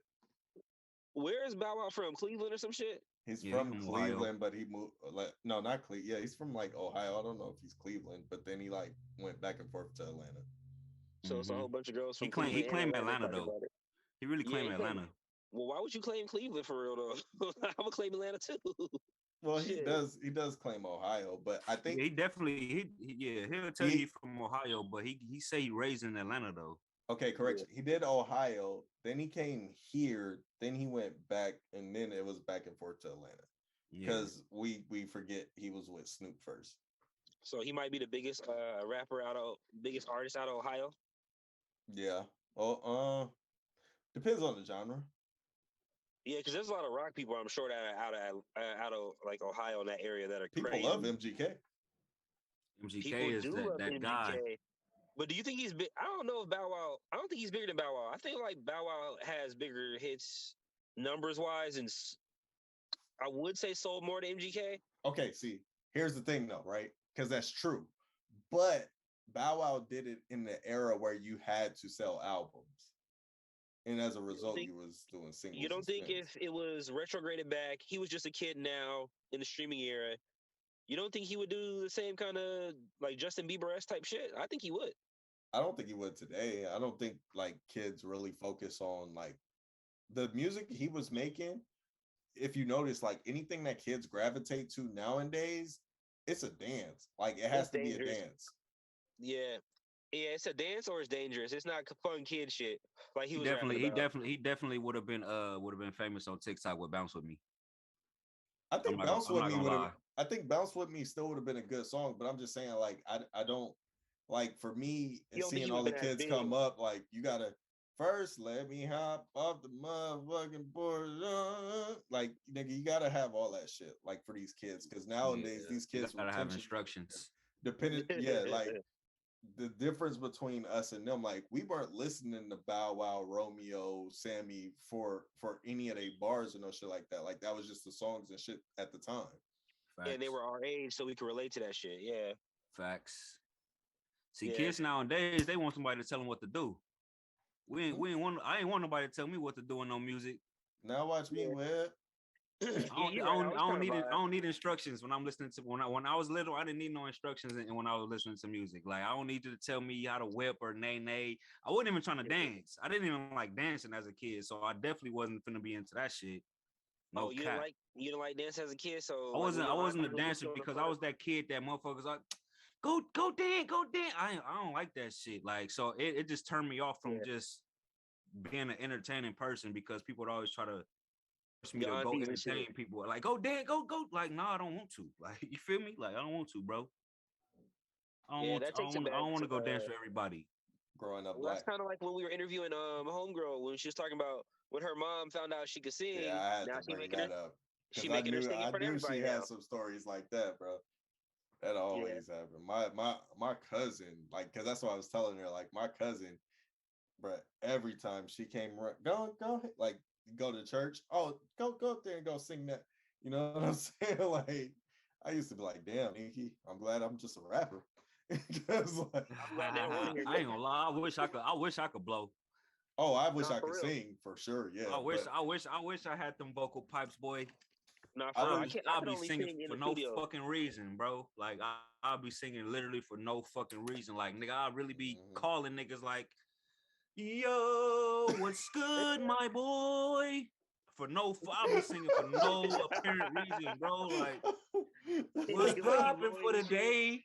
Nigga, I'll be singing everything, bro. You got snaps on the petrol. You feel me?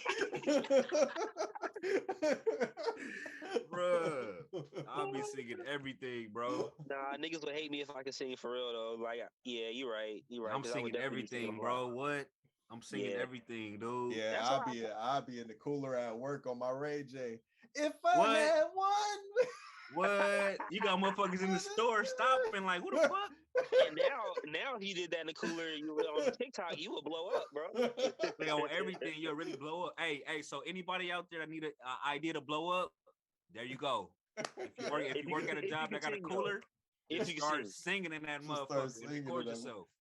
Don't sing, you gotta sing. You gotta sing in that motherfucker and record Dang, yourself. dang. Right. But you gotta be putting this shit on the shelf at the same time while you singing. Yeah, you can't Because have I know people now, they be coming through, they hear me rapping some Drake lyrics or some shit like that. They be like, okay. Start singing, motherfuckers gonna start. I'm gonna start hitting them with that monotone Drake. They gonna start helping. They gonna start helping your ass work. Like, damn, boy, I heard you back here singing. They gonna start picking up boxes and shit. Hitting background hymns. Oh, he don't work he's not at my store no more. But he does watch the show. Oh, shout out to Sergio, bro. What's up, Sergio? Hey, shout out to Smiley too. What's up, Smiley? That's my dog. That's my dog. Oh, Ralph's crew. It's a whole bunch of y'all that are cool, and there's a couple of y'all that ain't. Hey, y'all seen that nigga? Cause somebody brought up TDE earlier. Yeah, that was. I'm just wondering, y'all niggas seen that shit? Yeah, you want to talk about it? No, shit. I just want to know if you seen it. That's all. Oh, the video. No, I I just want to know if you seen it. I just want to know if you seen it. But I ain't. I thought you was talking about the halftime show. Oh wow, yeah, I know. I just want to know if you seen it. That's all. Hey, I stay away from every single one of those, bro. I'm glad that his fans to his support. His fans are good fans. He got good fans. I think, and artists, but I think Soulja Boy had an issue one time. Somebody else, and then Nelly right before Isaiah's came out, and then it was just like, yo. But I'm glad people standing behind him, though. You know what I'm saying? Not trying to shun him or nothing like that. Because if that's your preference, that's your preference. You know what? Fuck it. Let's talk about, without talking about that situation, let's talk about being outed in general. Like the girl that I'm gonna just say this. Like I told the homie, because I didn't even see it. The homie was just like, I ain't seen it yet, but he was just like, look, you ain't seen it yet? No, I'm not gonna. Nigga, shut up. Nah, look. So the homie was like, look at this shit, and then so I look at his phone. Right. I took a quick glimpse. I'm like, bro, what the fuck, bro? I'm like, bro, what the fuck? So I ain't even need to see no more. I already seen what it was. I'm like, come on, bro. Right. You understood. And I'm like, and I instantly just got disappointed. And I told the homie, I said, it's not because he even gay. It's just how it came out is just so disrespectful. Exactly. Like, it's inappropriate, bro. Like that's so. It's like, come on, bro. Like you can't be coming out. That's inappropriate, bro. Like you can't. Like no, nigga. I'm not gonna respect no nigga that's doing that, bro. Yeah. That's inappropriate behavior, dude. If you gay, just be gay, nigga. We ain't gotta see it like that, nigga. What do you think the end motive was on that? Like, I don't think he put it out. I think the person. No. Someone else leaked it. Yes. But what do you think the end motive was? Like, so you think somebody's trying to be a dick? Like, you think somebody's trying to get at him? Like, somebody probably hit him up for some money. Then he said, nah. Like, I'm trying to figure out how motherfuckers be getting these fucking sex videos, bro. Do they be sending them out to people, or like, hey, check out this video I just made, or like, what hack the cloud, bro? I'm assuming the cloud. We're in the act. The homie was filming because it was multiple people in the room. So one of them were filming and one of them stashed a phone or some shit. It's either that or, I mean, very simply, like, I mean, when they say they get hacked, these people really be getting hacked. Like, it don't be hard to get into their accounts. Yeah, it's for everything that's built, there's two people to break it, for real, like with this electronic shit. So niggas be preaching all kinds of shit, all kinds of information. I feel like that's kind of a good line. Like, I got hacked, but for real, sometimes it does happen. Mm-hmm. I think people should stop recording shit like that on their phones from now on. That's a true fact too. That's another level of it. Like, of course, it's fucked up that it got leaked, and I feel like that's disrespectful. Like you said, I can't rock with that at all. But also, you gotta watch who's around you, bro, because like people be trying to come up on people. I agree and I disagree though. Like, I mean, I feel like if you comfortable with it, like if you feel like if this ever got out, I'm cool, then he's fine. not though. But he's obviously not. Well, I mean, we don't know that. Well, he ain't spoke on it. Well, if you see how, like, I think a lot of people around him already knew he was probably gay, but the world just didn't know. I believe he's bi. Whatever the fuck, man. Whatever the fuck, man. Gay, bi, whatever the fuck you want to call it, man. All these technical little terms for this little weird shit, man. Come on, bro. Whatever he likes, right? Like, bro, I ain't trying to be politically correct when I'm talking about this shit, bro. Okay, then. It's all the same to me, bro. Yeah, I feel like it was up to him to tell us if he wanted to tell us when he was going to tell us. It's Yeah, not I to just feel nobody like the else. world just didn't know yet, and you know, I Yeah. feel like the people around him knew for sure. Cause like, come on, bro. It ain't gonna really affect shit for me though. I still rock with his music. Oh, that nigga hard. Pause. Whoa, bad placement. Yeah. You must have said. Nah, I Real ain't even quick, gonna do it. like I ain't even gonna do it. Hey, I that's could why I say said which pause. one That's or why I something said. like. That's why I said pause. I got it myself. I'm all right. I'm all right, I ain't even nigga. finna go there, man. I had one loaded up for you. My but I ain't nigga, finna my do it. nigga makes excellent music. Nah, he's a dope rapper for sure. Like his last album was amazing. That's why, like, I That really, shit was hard. That shit was dope. yeah. No homo, man. Fuck. Yeah, nah.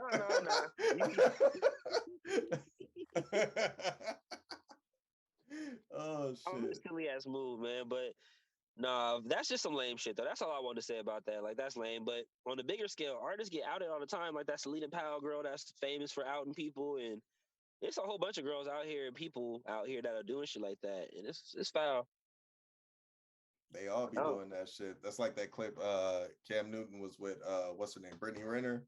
Told Yo, her straight out. I watched that interview. I didn't watch the interview, but I mean, just the fact that I just saw the clip. I mean, I'll probably watch the interview later, but just the fact he told her straight out. What he was saying about how he wouldn't fuck with a female like her. Yeah. Yeah. She asked him why. She asked him why. Yeah, it was the truth, and I got it. Like what he said was the truth, and it's real shit because I'm not about to end up in your book. But you know what though? Simple and plain. And that is for real, for real. And if that was the fact, that would be the fact. But it's interesting because in the interview, after you watch it, she was kind of right. She never necessarily named anyone in her books. But you get it from imagery, like you get it from time and context. So it's not necessarily that. Yeah, not everybody. I think it's messy. I think it toes the line, but I think it's just. I would like to call a spade, and I can't say that she's not like Superhead that definitely named like this person at this time and he this that and whatever. She was more like subjectively like hinting at it could be this person. He could have possibly played for these people. Said he played for the Kings, he played for Miami type shit. You know, bitch, we know who you fucking with in the league. Yeah, I think that's worse than actually naming a name. Like, bitch, I don't mean to call her a bitch. I mean, but everything I hear about her, like I hear from her and shit when like I listen to her interviews and her podcast, though, she seems like she seems intelligent. Like I think she knows what she's doing. I don't think she understands the gravity of what she was doing as opposed to what she's trying to do now. I used to follow her on Instagram. I used to listen to her. I used to listen to her videos and like she used to make videos and shit, and she's just like on a daily just make videos and shit. I used to really follow her, and it's crazy. And this is before she even blew up as this person she is now. Like this is when she was just playing like soccer. Yeah, like this is when she was just making videos and shit, just becoming somebody. Like, and it's just crazy how like the media could really just turn somebody image into something like this. Like, you know what I'm saying? So now she's looked at as like a hoe. Yeah, like a hoe or like. Oh, and my apologies for calling you a bitch earlier, but it was a term of That's why I said let me. Hey, let me say this, and I'm gonna say this one time only. If I ever say bitch after your name, bitch, it's a term of endearment. I mean, no disrespect. This is how I talk. Understand it or don't understand it. I don't know, but yeah, we don't be disrespecting women up here. That's not I love women. So if I say bitch, then you just call me in a train of thought. Like that's all. For sure, understood. They know. They know your heart. That's what I'm talking to. I'm talking to the bitches. They know. What they say, Jesus. Oh shit. No, for real, because we gotta have this understanding, this rapport with each other. Like, so when I say, you know what I'm saying, so I don't want to have to keep, saying no disrespect. Yeah, and that's why I even corrected it after I said her name too, because I mean, at the end of the day, like I don't necessarily want that to be looked at as like, oh, I'm trying to disrespect. Like, no, that's not what it is. You know what I'm saying? Like, it's a word I'm used to using. Yeah, exactly. And I'm going into how I used to watch her. Like I used to listen to her. She used to make a lot of mental health awareness videos and shit. And I used to listen to them motherfuckers like, damn, like that's real shit. Like, so like she really put herself out there on social media, you know what I'm saying, for everybody to know like the type of person she is. So that's why I was like, honestly, she seemed like she cool. She is a cool person, bro. And it's like, that's why she got a bad rap. it's unfortunate how the media is painting this picture of her because like it's not true, bro. You know what? It happens more than you think, bro. You talk about the media and how they can make someone seem like something. I was like watching. He was talking about that interview. I was watching J.R. Smith on I Am Athlete. I never knew how smart this dude was, bro, because of how media portrayed this dude. Like I never knew. Super intelligent dude, doesn't even drink Hennessy. Like he doesn't even like that shit, you know. And it's like, but the media will make you think a dude is away just because of that's how they want you to, you know. And it's kind of fucked up. It's crazy. It made me really think about like kind of what Cousin was saying about how you just said like sometimes you really don't know. You don't know. That's why you gotta find out for yourself. You can't you gotta listen to everything in this world with discernment. True fact. Yeah, that's true fact. And take everything with a grain of salt that somebody tell you. Yeah, especially this media shit because like, you know, it could look one way, but that shit is really somewhere else. But they just got certain clips and they got certain timestamps to make you think a certain thing. Yeah, bro. It's full of ulterior motives and how can this benefit me and it's just if you know who you talking to and you know what's coming out their mouth, then it should be easy for you to you know kind of figure out what they saying and where they coming from, the type of person it is, and all that. That's just like if Black said, "Hey Tay, I need you to do me a favor." This is what my mind does. Like if Black was like, "Hey Tay, I need you to do me a favor," my mind is automatically going, "Okay, this is Black. He need me to do him a favor. Okay, I know the type of nigga he is. He'll never ask me to do no shit like that. All right, yo, what's the deal? What's the favor?" Like, you feel me? Like that's how I would do it. Like I know Black will never ask me to do him a favor that out of like I know he wouldn't take me out my comfort zone just so to do some shit for him. So I would ask him, okay, what's the favor? Like, yeah, I got you. You know what I'm saying? Like shit like that. Like who's saying it and what is he saying? Like it's Black. He asking, can I do him a favor? Yeah. I know you wouldn't have me doing no way out shit like walking across the fucking New York Bridge for some cheesecake. Nigga, I want cheesecake. You know what I'm saying? And Cambodian breast milk. Don't forget that part. Don't forget the breast milk.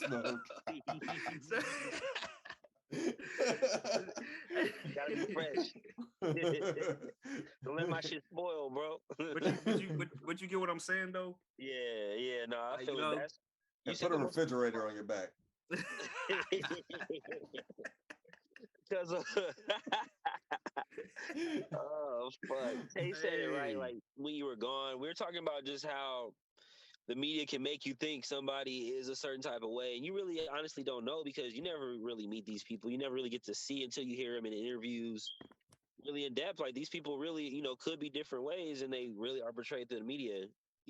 But I also think though, I mean, because we're talking about Brittany Renner, I also think that she also kind of egged it on a bit.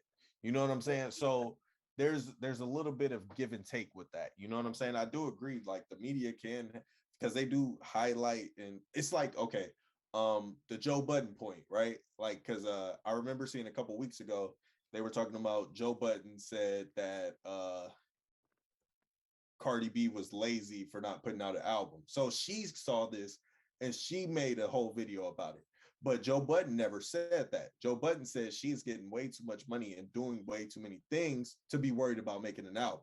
I was gonna say that's what I thought I heard. Okay, yeah. So, but the clip, the media took it and then they chopped up the clip and they made it sound like he was saying like she was lazy for not putting out an album. That's not what he said.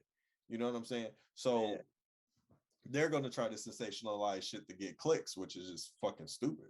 Yeah, it's tricky because you gotta watch what you say, but also you gotta watch how what you say can be taken and chopped up because you could be saying nothing completely wrong at all, but like you said, someone with some crazy motives that has something to gain, like Tay was saying, could chop up what you're saying and make it sound like some salacious shit when you really just said she's making way too much money to be worried about dropping music right now. But you know, that's why it's good to just be media trained. Yeah, and we, you all learn too. And be careful what you say. Change all the time. For real, no, for real. Be careful what you say, how you say it, and shit. If you gonna say it how you want to say it, make sure that you Ready ready stand on it. for Yeah. you know, the backlash from what you say and be willing to stand on that. Cause you can say whatever the fuck you want to say. You just gotta be willing to stand on that.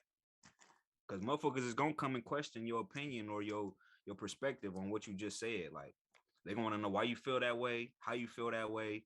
They gonna want to know everything. So it's like shit. If you gonna say some outlandish shit for the media, for the public to have an opinion on, make sure you stand on that.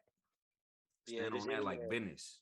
This internet stuff definitely took that like fourth wall out, and it's just like if you have an opinion, someone can at some point look you up, find you on Twitter, on Facebook, on your Insta or whatever, and ask you, yo, why did you say that? Why do you feel the way you feel?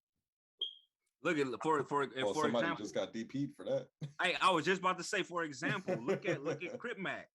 Talk about it. Some shit that happened 10 years ago, bro. He got he got disciplined for, bro. 10 years ago. That's a decade, fool. That's kind of crazy, but I don't really want to speak on street politics too hard. But that's also like you put on the internet, it's always there. That's what I'm saying. And but see, and look, and that goes back to it's gonna come back to you. You gotta be willing to stand on that. You gotta be willing to stand on it. I will give him his credit. He was willing to stand on it. Most people would not turn up to a DP, bro. And you know the cold part is, and this only because I was watching his interviews and shit. Bro wasn't even supposed to get deep. He wasn't even supposed to fight. Yeah, he jumped. Said he wasn't supposed to get DP. He jumped the gun. Niggas was gonna just have a conversation with him and shit. He jumped the gun and said, "Nah, fuck it," because he said he felt tension, and he said once he felt that tension and he already knew niggas felt the way, he said, "Fuck it," like what's the deal? And then niggas just said, "All right." I think there's also a way in this though, like you can stand on what you're saying. Like I think because PC culture has allowed people to tell you you're wrong without hearing your side. And I think there's a way that we can be in the middle where I feel a way. You don't necessarily have to feel the way I feel. It doesn't necessarily mean I'm wrong. It doesn't necessarily mean you're wrong. But we can feel two different ways. Yeah, can we at least understand where we're coming from though? Yeah, and if that can be accomplished, then I mean that's half the battle. We don't necessarily, you know what I'm saying? Right. You can choose to make 2 + 2 = 4, whichever way you want. Like you could be like, well, if I take 1 over here, it's 3 + 1, that equals 4. Okay, well I'm doing 2 + 2. Like it still equals 4. You still got the right answer. We're just doing it a different way. Yeah. But that's kind of thing, like you said, he felt tension, so he jumped the gun because he said, you know, he'd been in prison and all that shit, and he just felt the tension, so he just jumped the gun and just, you know, just assumed that niggas just wanted to squabble. So he just said, "Fuck it, what's up?" Yeah. But see, that's that tricky shit with that game banging shit, because his story is really checkered, like most people in game banging. He grew up a whole bunch of different places, like most of us. Got put on in some other state. Came, you know, didn't like how that shit turned out, whatever. Came back over here, got put onto another neighborhood. And it's like I agree with him when he said that it had to happen for his reputation. And I agree, it did have to happen because there was a whole lot of discrepancies on it from the past. So he had to clear that up. So now he damn near got a fresh slate on his gangbang card. Like, you know, he handled it's like, unless it's something else that'll pop up, bro. He already handled his past discrepancies. You feel me? So now he's good. Yeah, his homies got more respect for him too. And some of the enemies, they even looking at it just like, I mean, I don't like the nigga, but you know, he did what he had to do. Like he did what he was supposed to do in this situation. So a lot of niggas would not go there and squabble with a gang of niggas like that, bro. Yeah, a lot of people wouldn't. So and he was even saying, he said, bro, he said these niggas is generals. He was like, these niggas is my size, maybe a little bit bigger than me. Like, I'm not fighting no little ass niggas. Like, so I'm like, okay. I see now. He's fighting a gang. And he said when it comes to DPs, he said, even if you winning, it ain't no such thing as you winning. Other niggas gonna hop in.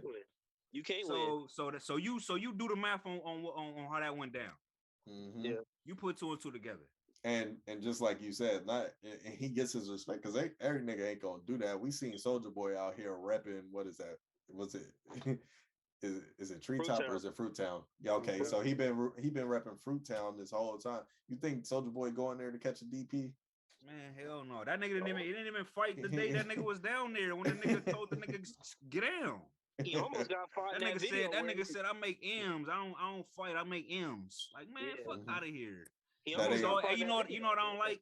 Niggas always try to use that. I make too much money. I ain't trying to get no lawsuit. Niggas always try to use that little excuse. Like, no, bro, my nigga, if you gangbanging, this is a culture.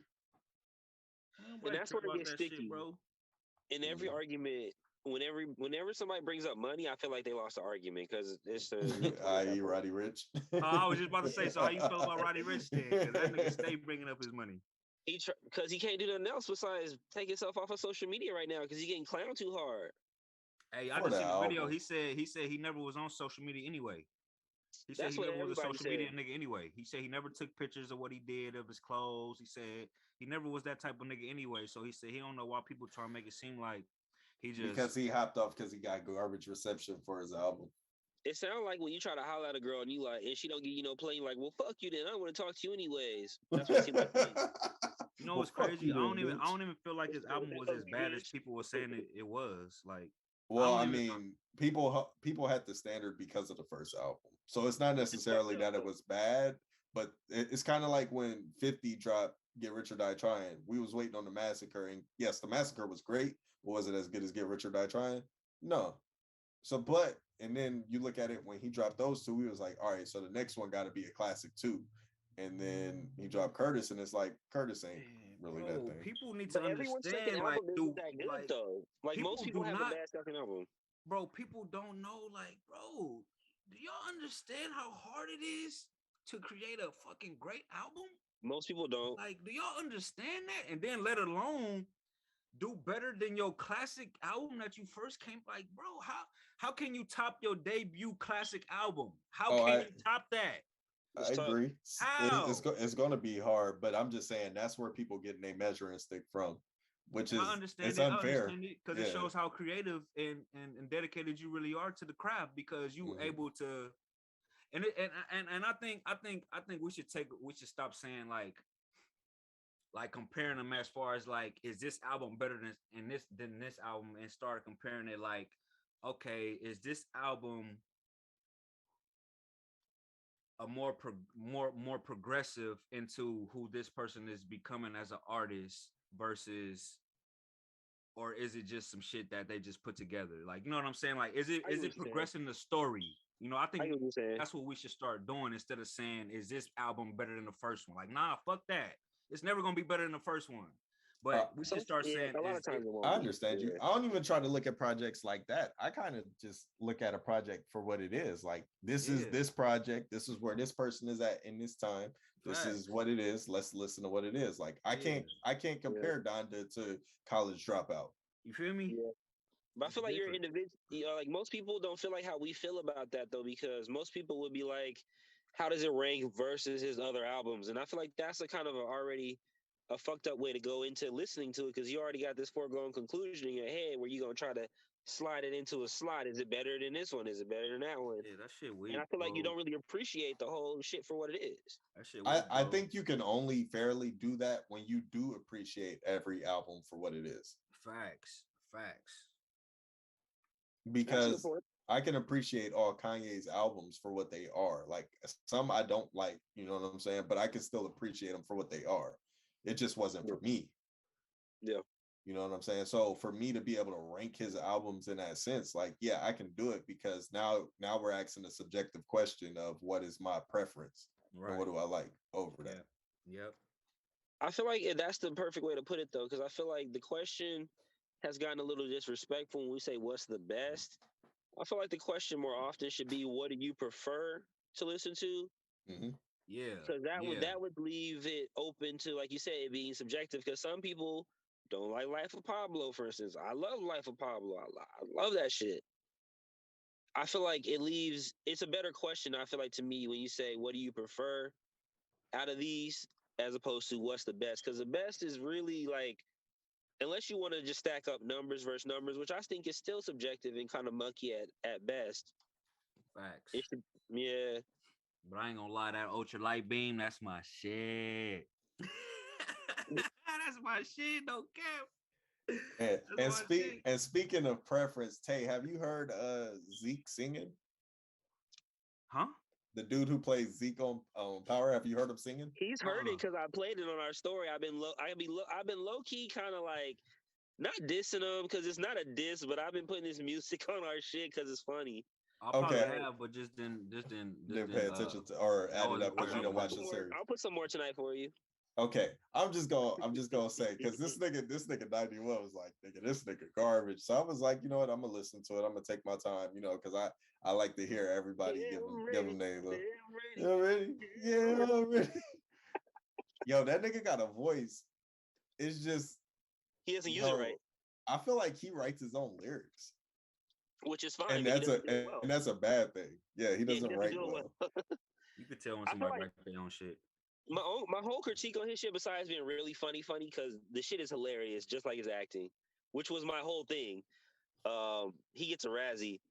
He can sing. It's not that he's trash. He has a voice. It's just. I think if you give him like the Dream, that nigga make a hit. Exactly. He doesn't use his voice right. He sounds like an old nigga singing old songs over new beats. That nigga sound like, speaking of the verses, he reminds me of like an Anthony Hamilton type. But he's singing in new, like new kind of pop, like new. Yeah, that ain't gonna work. Not even Trey songs. It'd be like Chris Brown, Anthony Hamilton with Chris Brown music. It's weird. That's not gonna work. I'm gonna tell you that right now, because I would not want to hear fucking Anthony Hamilton talking about some Young Love or some You don't want to hear Anthony Hamilton talking about these hoes ain't loyal. I ain't trying to hear him talk about none of that shit. What? And it's like reference these tracks hoes too. Ain't loyal. It's like these hoes. These auntie hoes ain't loyal. What I talking about these hoes? Nah, bro, that ain't it, fool. It was really why I was putting, because I was lightweight trolling because of our thumbnail last week. Had homie in there looking confused because that's pretty much what he looks like throughout the whole show. No, fact, it took me a while to figure out. I'm like, who the fuck is this motherfucker in the shit? I'm like, who the fuck is that, bro? Because you know I don't watch Power, so I'm really confused. I'm like, who the fuck is this? I'm like, did we interview this nigga? I'm like, no, not yet. We may at some point. He might have words. I don't know, but it would be dope. But it was a lightweight troll, and then I started using his music because I found out he was a singer, and so I started putting this shit on our stories, and I was like, I wonder if anybody's gonna catch this. And then I started getting hella DMs like, "Yo, Power, homie can't sing. Like, what's up with his music?" And so the shit was funny, but it's just a lightweight troll. Like, it's all in fun. Like, my cousin said it best. Like, I can't really call his music trash because that would be disrespectful, and I don't want to disrespect. I gotta check it out. I'll play a joint. I'll play a joint afterwards once we wrap it up. It's funny though. It's just funny because the music isn't terrible. It's just not for him. If that makes any sense. No, that makes perfect sense, man. But that nigga need a writer ASAP. Hey, maybe we could work with him because I'm pretty sure we could write him a hit because he's not bad vocally. Right. He just can't write a song. Like, the songs sound like, honestly, they sound like reference tracks. Like, they sound like they need to be finished. There we go. I didn't think of it that way. Yeah. It sound like a nigga made a melody in the song and was like, okay, here it is. And he was like, okay, I'm supposed to sing this. Okay, I'll sing it. It was like, nah, nigga, that's just the melody. That's just what I wanted you to go off of. He's like, no, this is the song, right? It sounds good. This sounds good, right? Yeah, it sounds good.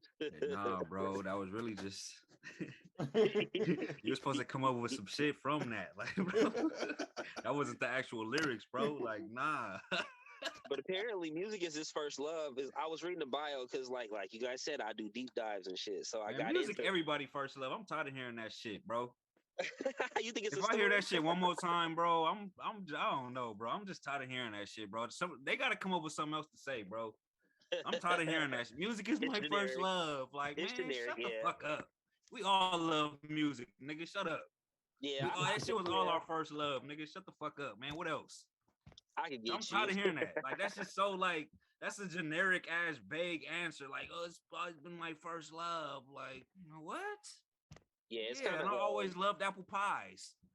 Big fucking whoop. Who cares? Like, who cares, bro? Oh shit. We need to come up with something new. It's overused. It's kind of like friend. It's kind of like homie. It's overused. I feel like at this My point. first love. It's my first love. I don't think I've ever said that. Now that I think about it, Music is my first love. Yeah, music has never been my first. Music was never my first love. I've always been in love I've with always it. loved music, yeah, but I ain't Yeah, never I always said been in that. love with it, but it was never my first love for sure. Because it's always something that's always been a part of me. So I never had to love it outside of not listening to it. You feel me? I feel like what you're saying. It's always been in you, so you never had to come to love it. Yeah, exactly. Like it's just Yeah. one of them things. Like it's my first Yeah. love. Like nah, It's nigga. always been around. Yeah, all my first memories have music in them, pretty much. So I Music, can't. bro. Music. Yeah. When you wanna go back to a specific point in your life, bro, what do? You use a song to reference it, right? Oh yeah, absolutely. Sometimes. Yeah. Sometimes. Now, I'm not gonna say everybody do that, but most of the time, I'm pretty sure most people use certain song to reference that time, bro. Oddly enough, I get smells. Me too. Hey, me too. Me too, bro. I need to If you find my walk past computer a certain charger. house or something, and it smells like somebody's house that you've been to that cook a certain thing, you be like, oh shit, and it take you all the way back. Take you right back, bro. Hit you in the emotions real quick. You be like, fuck, like whoa, that smells too familiar. That should be crazy, fool. Like, damn. Yeah. No, that's definitely a thing. And I didn't know if anybody else, I never thought to ask that question because it just sounds crazy. Like, how do you break that down into a question? But I'm glad that we stumbled upon that because I've always wondered if anybody else ran into that shit too. Yeah, that shit's wild, bro. Yeah, it's definitely a thing. I feel like human beings got more in common than we like to talk about. And I feel like that's all that is. No, most definitely. I feel like we all have a lot of weird commonalities that wouldn't normally come up if you don't fucking talk to people. The P dream. But P dream. Everybody y'all really be like sleep, right? Like dead sleep, like y'all be sleep, like, and y'all up in a dream, like in a dream you're aware of what's going on, bro, and you might be doing like some weird shit, like it might be like you might do some weird like grab some water and just start pouring it on your own head or some weird ass shit, bro, something weird, like, and then you'll wake up like, oh shit, like I gotta fucking piss, like bruh, like that's why I was doing that stupid shit with the water in my dream, like I gotta pee, so I'm always at the urinal. Like, bro. Me too. I was gonna say a urinal or some type of toilet always appears, and I'm like, am I awake or am I dreaming? I don't know. And then, like you said, right when you have to pee, I wake up and I'm like, fuck, I gotta pee. I gotta go. Fuck, I gotta pee. Like that should be getting too real though. Like your mind is a fucking crazy place, bro. Because like you said, you be doing some weirdo shit, and out of nowhere, a toilet will just appear out of the fucking wall or something. And you're like, what's going on? Like I was just skydiving. Now all of a sudden I'm walking into a restroom. What's happening? Right. Like I don't know. Dreams are a trip. Yeah, dreams, especially the wet dreams, crazy. Wet dreams are really crazy to me, bro. Like, hey, the last one I had was so vivid, bro. It was crazy. Like, what? Like, this time I remember what she looked like. I'm like, damn, like I was really in a dream, like I'm getting some coochie, like I really, like I'm in it, like me, like I'm in it, like I'm in, like I left my body, went into a fucking multiverse and said, I'm finna fuck something real quick, like that's what it felt like to me, because that shit was like, it was me, like I was fully aware, like, oh yeah, I'm finna fuck the shit out this bitch, like, and bro, like I'm hitting right, bro, I'm hitting right. Hey, look, I'm hitting right. Look, I'm hitting right, and right before I nut, I'm like, wait, hold on. I'm like, nah, because if I bust, I'm gonna wake up and my drawers gonna be all wet. So I woke up right, and you know that feeling right when you about to come, bro. That's what I had. I was like, oh, see, I fucking knew it. I was like, see, I fucking knew this shit wasn't real, bro. I knew it, bro. I knew it, bro. Man. I knew it, bro. Yo, the crazy thing is, I didn't experience one of those. I didn't experience one of those till late. So, but but once I was like, holy shit, this is what niggas been talking about the whole time. I was like, I could do this. That shit crazy, bro. Because it feel like the real thing, if not better. Like, bro. I was like, I could do what niggas been getting made fun of for this. Like, I could do this. When it really happened, you couldn't control that shit, so you didn't know You could I was like, right yo, now I did you this woke with up. no hands. You feel me? Like, bro, literally, like, bro, the nut just based off of thought. Like, what the fuck? Like, my Is this the imagination just Matrix? made me bust. Like, that's crazy. That's Nigga, literally about to be the multiverse soon, like you just said though. I was like, Bro, nigga, y'all be watching Black Mirror?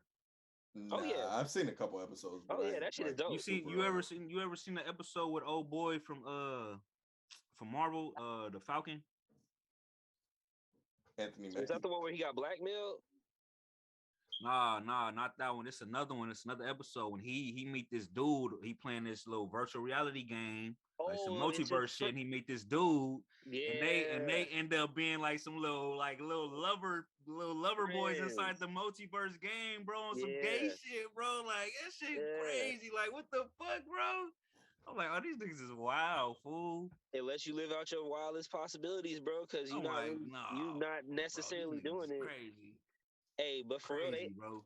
it's funny you bring up the multiverse because we were talking about it before. You guys were kind of teasing me, so I was like, I'm not really into it, but I can understand why people like it. And then I sent you guys that thing in the group chat when that lady was talking about how she got assaulted on the multiverse. Oh yeah. So now the multiverse is instituting this like boundary thing Yeah, where you you can can't have be a couple within feet. 4 feet of people. Oh my gosh, bro.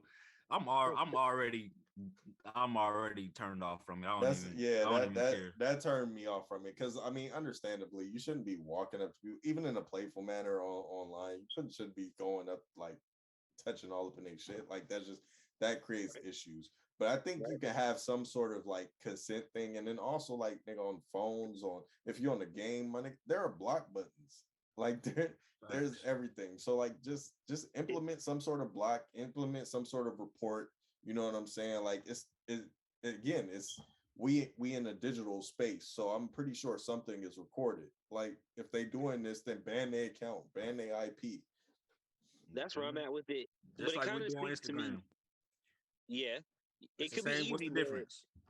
Mm-hmm. it's crazy because if they could do that, if they could just institute a boundary like that, for instance, I feel like there's a lot more things they could just do at the snap of a finger that we don't know about. Is really my point. It's all coding, fam. We do whatever fuck we want. Facts, nigga. That's above my head, bro. That's the So scary part. somebody just got to sit there and do it.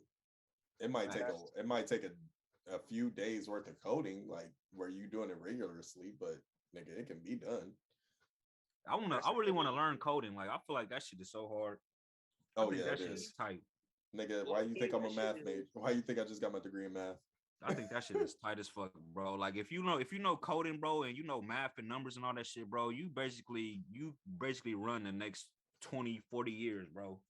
Yeah, I think that's where the education system really failed us kids as a big whole because they taught us math in a whole fucked up way where none of us really appreciated it. And they kind of taught us that nerds were, only into certain things. And that now you see, like, you really actually need higher up math. Like, it's actually useful and shit. Like, learning how to do Mm-hmm. computers, how to build a computer is actually useful. Video Mm-hmm. games were useful and how to not play one, as much because that's useful too, but how to actually fucking make one, how to make an app.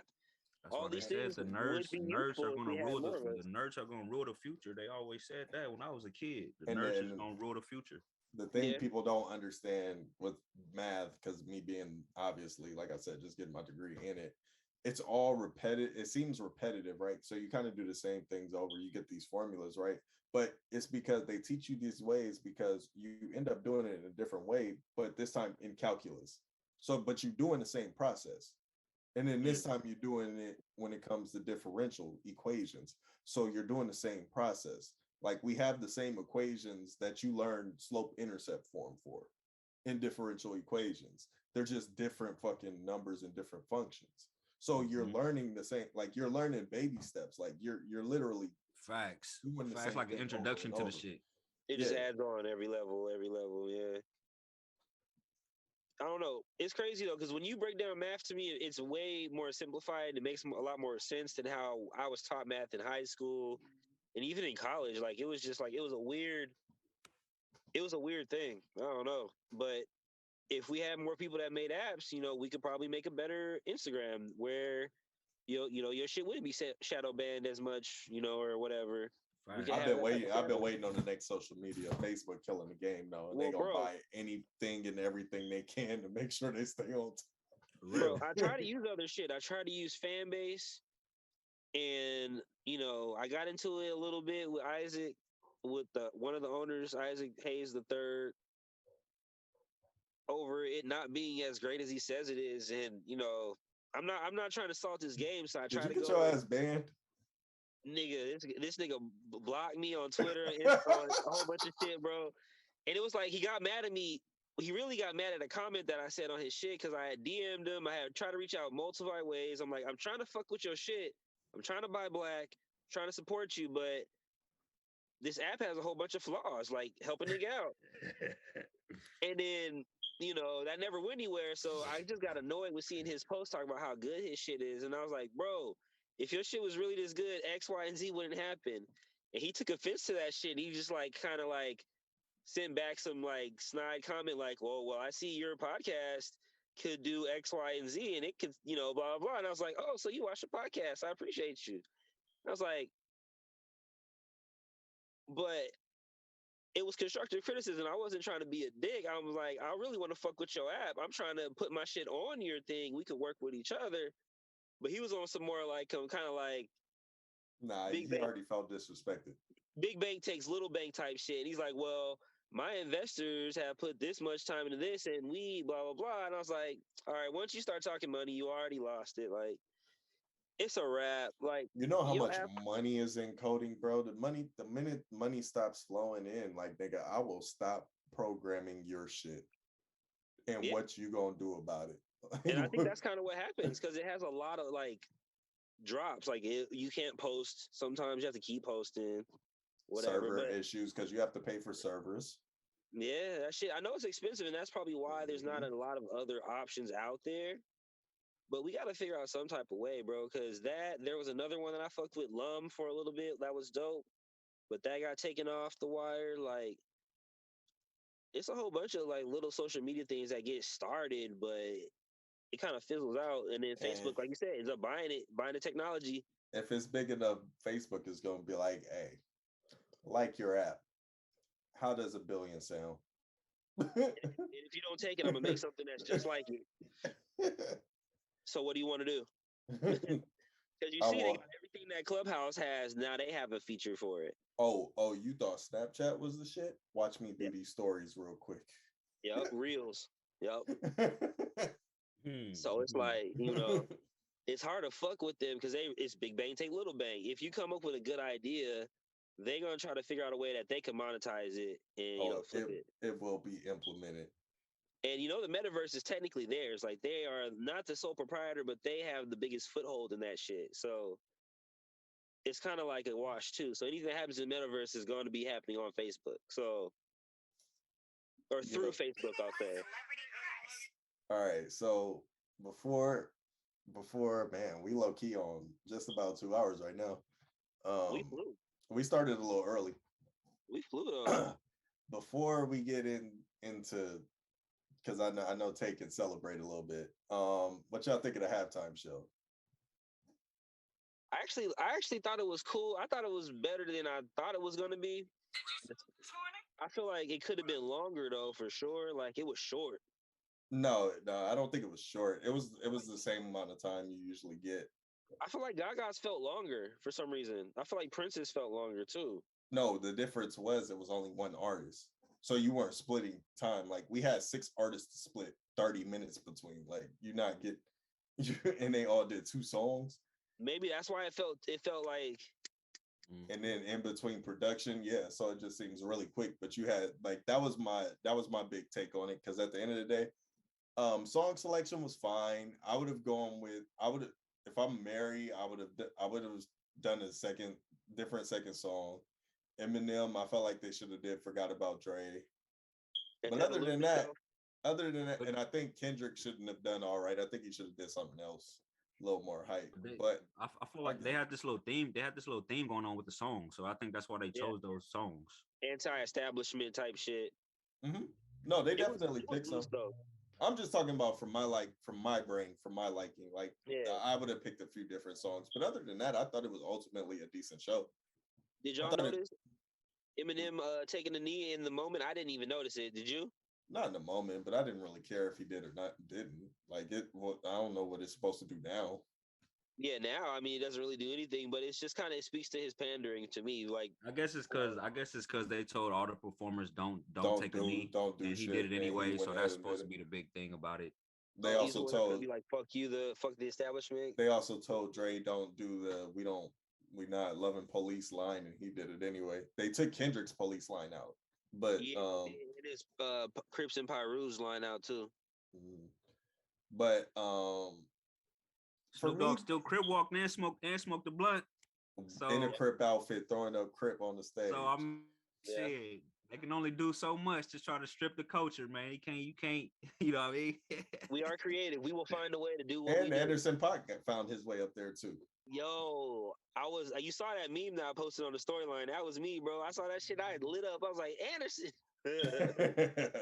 But nah, ultimately I thought it was a decent show, and the only reason I thought it was decent was because, like I said, you wound up, it was supposed to be 5 artists and then you added in 50, so you ended up splitting time in between 6 artists and then on top of that there was a rumored Tupac hologram. So like if they would have done that would have thrown it over the top for me. Then I would have enjoyed that. But it's just like, for me, like, you basically got 2 songs from everybody. And do you see the connection with everybody that performed, bro? Yeah, it was really good. Everybody did perform. Is crazy. Oh no, they put on a, like, as far as the show, like, they put on a masterful show. Like the transitions in between were great. Like I loved it. And like I'm talking about the connections though, like the fact that everybody except for Dre is on one of 50 shows, bro. Oh, that's what I'm talking about. Like, nigga. Yeah, I mean, in a sense, yeah. Be on the show next. Huh? Snoop needs to be on a 50 show next. Snoop was already on BMF. Oh shit, you right. Oh shit.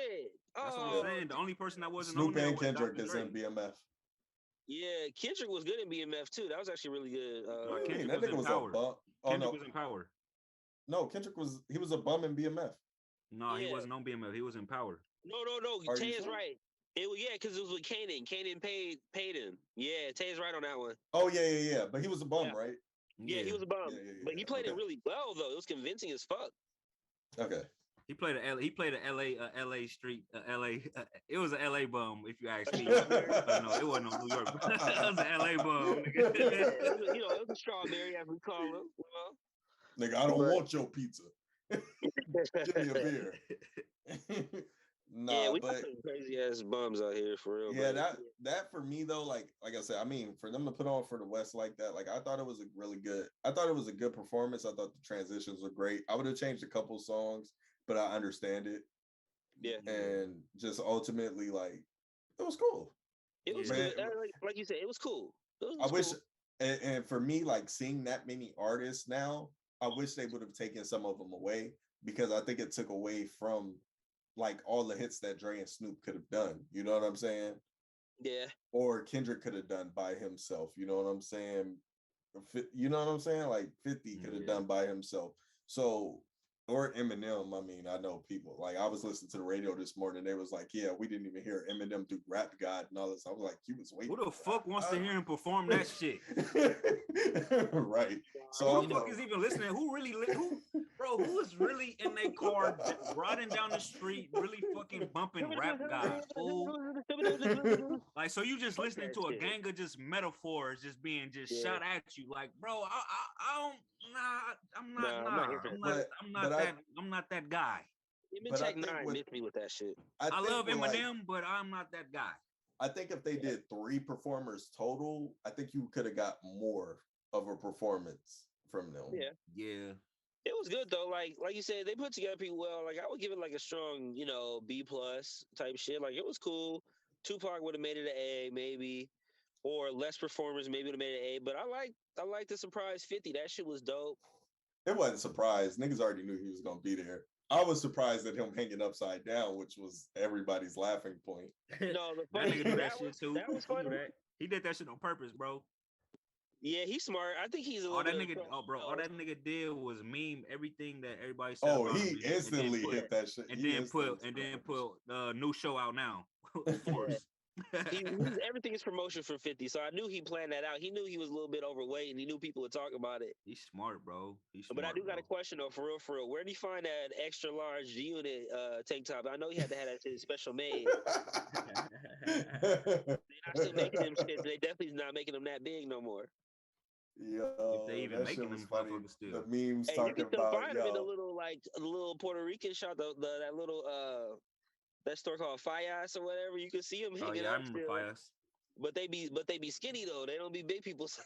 They be like for the kids and shit. Yo, that nigga 50 was looking. I don't know if anybody else noticed, but he was looking while as he was upside down. He was looking like, man, if these bitches don't move out the way, I gotta Everything. get down. Hey, the cameraman showed him love. That was real good editing because you see how the cameraman panned to the chick real quick so he could get down Panning, and then it's pan live. back. It's live. Panning. Yeah.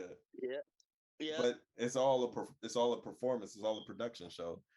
But it was good though. It was You like gotta that was think funny about though. what they did with the weekend shit last year. Like That the shit was amount of messy. filming, the amount of film. No, I'm just saying like the cinematography that had to go into that Mhm. Yeah, yeah. is wild. So This one it's I a feel like shame. was more straight up. Like it was cool. Had Dr. Dre was opening and shit and everything. Like I feel like that's more of a Super Bowl show than last year's like confusion and shit that was. Like Yeah, and I don't know. I'm mad Kendrick really only got one song. Yeah, they could have gave Kendrick a little bit more time to get into it because we ain't seen Kendrick perform in a long time. It was nice to hear him spit, like to hear that he still has the breath, because when you listen to rappers that you like perform live, and you could tell the ones that really could have the breath and control, and the ones that sound winded and be like halfway through they gotta, and you know what I mean? Like, and Kendrick How really still has it. how y'all feel about his like the image he's portraying now? Like, I mean, it's more pro-black, Kendrick, obviously. I don't mean like the pro-black side of it. I mean like when he's performing and he's doing the videos and stuff, like he's really theatric. Mhm. he's like Nicki Minaj with her voices. No, but I don't mean with the voices. I mean with his No, no, action. no. But that's her thing, and that his thing is how he acts and how it Like looks a he's little bit more moving, he's doing theatrical. all this now, and like Yeah, I'm like, yeah. I His don't, like his scarecrow thing, like I yeah, don't know. that's part of his delivery. I don't know how I feel about it necessarily. It's Yeah, kind of like edgy. I don't know how I feel about it right now. I feel like you remember. I don't know if you remember this movie. It's like an old school movie. Disney put it out. It was Halloween Town. Yes, That's You my remember? shit. niggas know Halloween Town. That's a All right, classic, all right, nigga. all right, for sure, for sure. Ride with me, ride with me. So, remember the black dude that turns into the monster with the swirly eyes and the sharp teeth and shit? Yeah. That's kind of his motif. Like, you remember how nigga walked when he was turning with the nails and shit? How he would kind of like. It reminds me of that shit that Kendrick was doing a little bit. And it's kind of a weird draw, like parallel that my mind drew, but I don't know. I You feel think like he on it's some something ultra like that. ego Sasha Fierce type shit? A little bit. I think so. I think that's perfectly it. Like, I think when he performs, like, one, it was Kung Fu Kenny at one point. Remember, he was doing that shit hard for a Yeah, he second. had kind of the dojo kind of Right. sportswear on and all that. Right. And that was a really big theme in his performances. You would see that when he was touring with Travis and shit. And now I feel like he's elevated to a little bit more of a like edgy, like you said, theatric, dark, edgy, I don't think like it's dark. It's distorted, definitely pro-black. distorted kind of like. And I'm talking about imagery wise, but yeah, no, it's definitely pro black, a little militant, but in a different way. Militant. Yeah. Yeah, militant, but in a different way. It's trying to unite people. I feel like I know that PG Lang type shit that he's trying to get into his own special shit is like a different imagery. Like they use interesting styles to kind of portray what they're trying to get across. So I know there's a point to it. I'm just not sure if I vibe with the whole point yet. Okay, I'm just trying to make sure I'm not on a boat by myself, like, because No, I'm no, no. like, It I looks a little don't. interesting, and it's not. I don't know. It's like it's hard to describe, but it's something that's ecky about it. Like I don't know. Because I be looking for the nigga to rap, and he just like it don't look like even in the joint he did with Baby King where he had the verse of the fucking year. I can't because I say that because the name of Smoking the on song. your top 5. Smoke it, yeah. The name of the song escapes me right now. But even through the video, he's just Family all in ties. there. Family time, like just in the like he's not performing in the video. Like he's Yeah. performing, but he's not performing the song. He's not rapping. Yeah. Yeah. So I'm just like, yo, I think his art This is what we visually, doing now? I think visually Kendrick is trying to portray something differently than he's trying to do with his words, if that makes any sense. Like his imagery and all that shit is saying a certain message. I think he's already told us that he can rap, so in his videos he's not really doing that anymore. He's trying to get across like certain things. I'm not sure what those things are, but I feel like that's the point. Like I don't know, it's going over my head at right now. Though. I'm not even gonna fucking front. Like right now, I'm not vibing with it. I'm just trying to give nigga a lane because I like him, but I feel like that's kind of the point. I don't know what you think, Tex. This shit's kind of confusing for me, but I'm trying to latch on. Y'all not fucking with it? Yeah. I just it's I don't know. It's like I don't want to say it's weird, but it's weird. But weird not in a good way, because weird is cool when it's like Anderson .Paak or Pharrell or whatever. I don't find them weird. Kid Cudi. It's different from what you see from your standard rapper of his caliber. But what y'all talking about like exactly? Just his theatrics and the movements. He's not really performing like he would have prior. Like it's looking more like militant moves as he walks across. Yeah, you see rappers rap usually when they perform. Mm-hmm. With Kanye now, it's more about the performance, not necessarily rapping. If that makes any sense. Mm-hmm. Like the nigga be doing extra, like my cousin said, movements and the way that people are dressed and the way he even wears his hair, I'm sure means something. Like everything is thought out, but it's not necessarily like the normal package you would get from a rapper that could really rap. Like Busta Rhymes goes out and he raps his ass off. That's what he does. He moves around and he's like animated, but it's just it comes off different. I don't know. We just seem to be seeing a lot of animation from Kendrick right now. Yeah, visually. I mean, bro. When you look at his videos, bro, Kendrick always been an animated person like that, bro. Like if you look at the swimming pools video, okay, how he is with the alcohol bottle and all that crazy shit. Yeah, or even the what is it? God is Love or Goddess, what is it? What's that song? God is something. I know. Fuck. God is something. When he in that room and he acting like a crazy man, like he's like this is nothing new. Like he been doing shit like this. Like that's kind of why I feel like it's a message. I just don't know if I'm picking up the message right now. But you got to remember, fool. He always talks about how he's a Gemini and how he's torn between evil and good, bro. So it's like I feel like it's a play on that. Okay. All right. Fair I might be able to rock with that, Tay. Actually, like because that kind of it makes sense and it kind of explains the dichotomy between his rapping and then what he's giving us. Like that would explain it pretty well. Actually, like I just got a lot of shit going on. I got a lot of sides to me. Yeah, like his new self. It's just hard to digest. His new self is talked about in his old music, and his new music reveals his old self.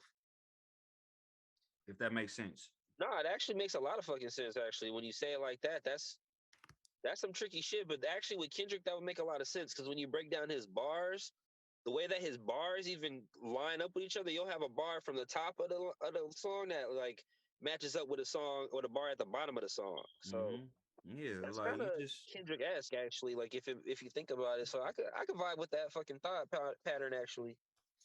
Well, I'm waiting on that album. What you think? When do you think it's gonna come, bro? Because like summer or what? Like it's been a while. Who the fuck knows? It looks like Kanye gonna drop before him, and I don't even want to talk about that dude right now. Right. I want to wait till it ends. I'll talk about it at the end. Like so. Yeah, I'm gonna just get off that subject ASAP. I will say since we've been talking Super Bowl, I'm glad as fuck OBJ got his. Yeah, he was crying, and I would be crying too if I was him. Cause bro knew that was the ACL as soon as he went down. Yeah, that shit looked like it hurt. Like I was like, oh man. Non-contact every time that happens, bro. And somebody tells Stan Kroenke, man, put some real grass in there. Stop playing. That's that thing about that turf, bro. That turf is unbeknownst like the worst fucking devil to people that play football because that shit ain't nice. You'd rather fall on some grass before you fall on turf. Mm-hmm. That's for real. We got a real grass thing that they roll in and roll out. Like every time, bro. Stan Kroenke, I mean, I know you paid $5 for the stadium, but we can't be having players tear their ACL in non-contact, just trying to catch the ball because he was about to catch that ball in stride. Ask the Rams about turf toe, bro. Ask them about that shit. Like that killed Isaac Bruce and Torrey Holt. Turf toe. Mm-hmm.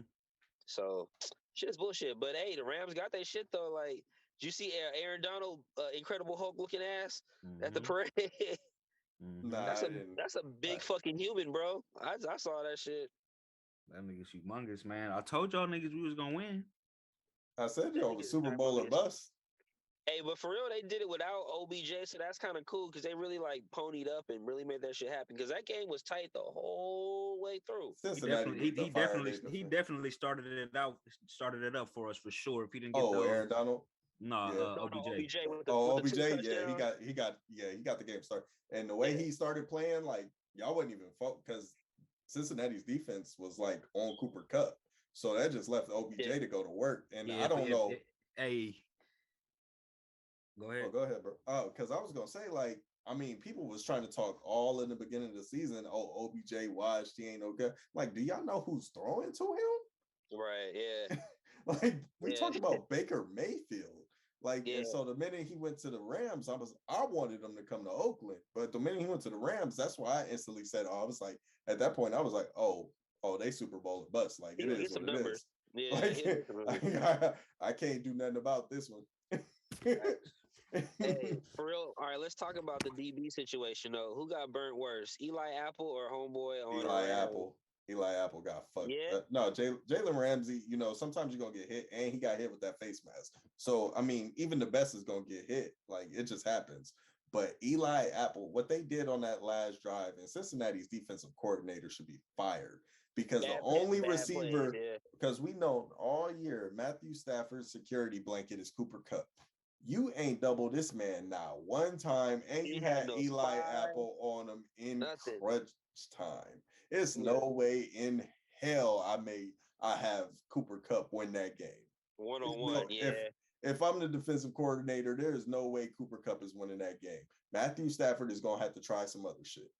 Because they would have had to lock him down for sure. Like, only play I would have had him go 1-on-1 with if I had like a Dion or something. Then okay, 1-on-1. And one thing I'm going to continue to say, Matthew Stafford is not a fucking Hall of Famer. We can please stop with that. But he is an upgrade on Jared Goff.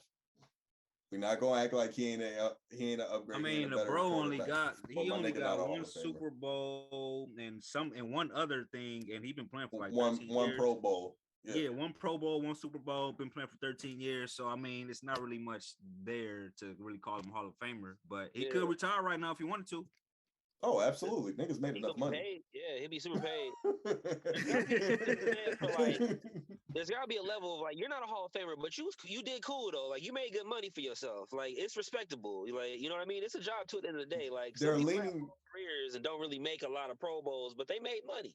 They're leaning on stats, but if you watched any Detroit Lions games, you know he was stat padding like crazy. So they wasn't trying to win nothing back then. like I can't with all he's a Hall of Famer. Like, no, he did what he was supposed. He still threw 2 picks, like, but he didn't lose you the game either. So, like, yes, he's an okay quarterback. He's serviceable. He's a. I trust him to win it again. No.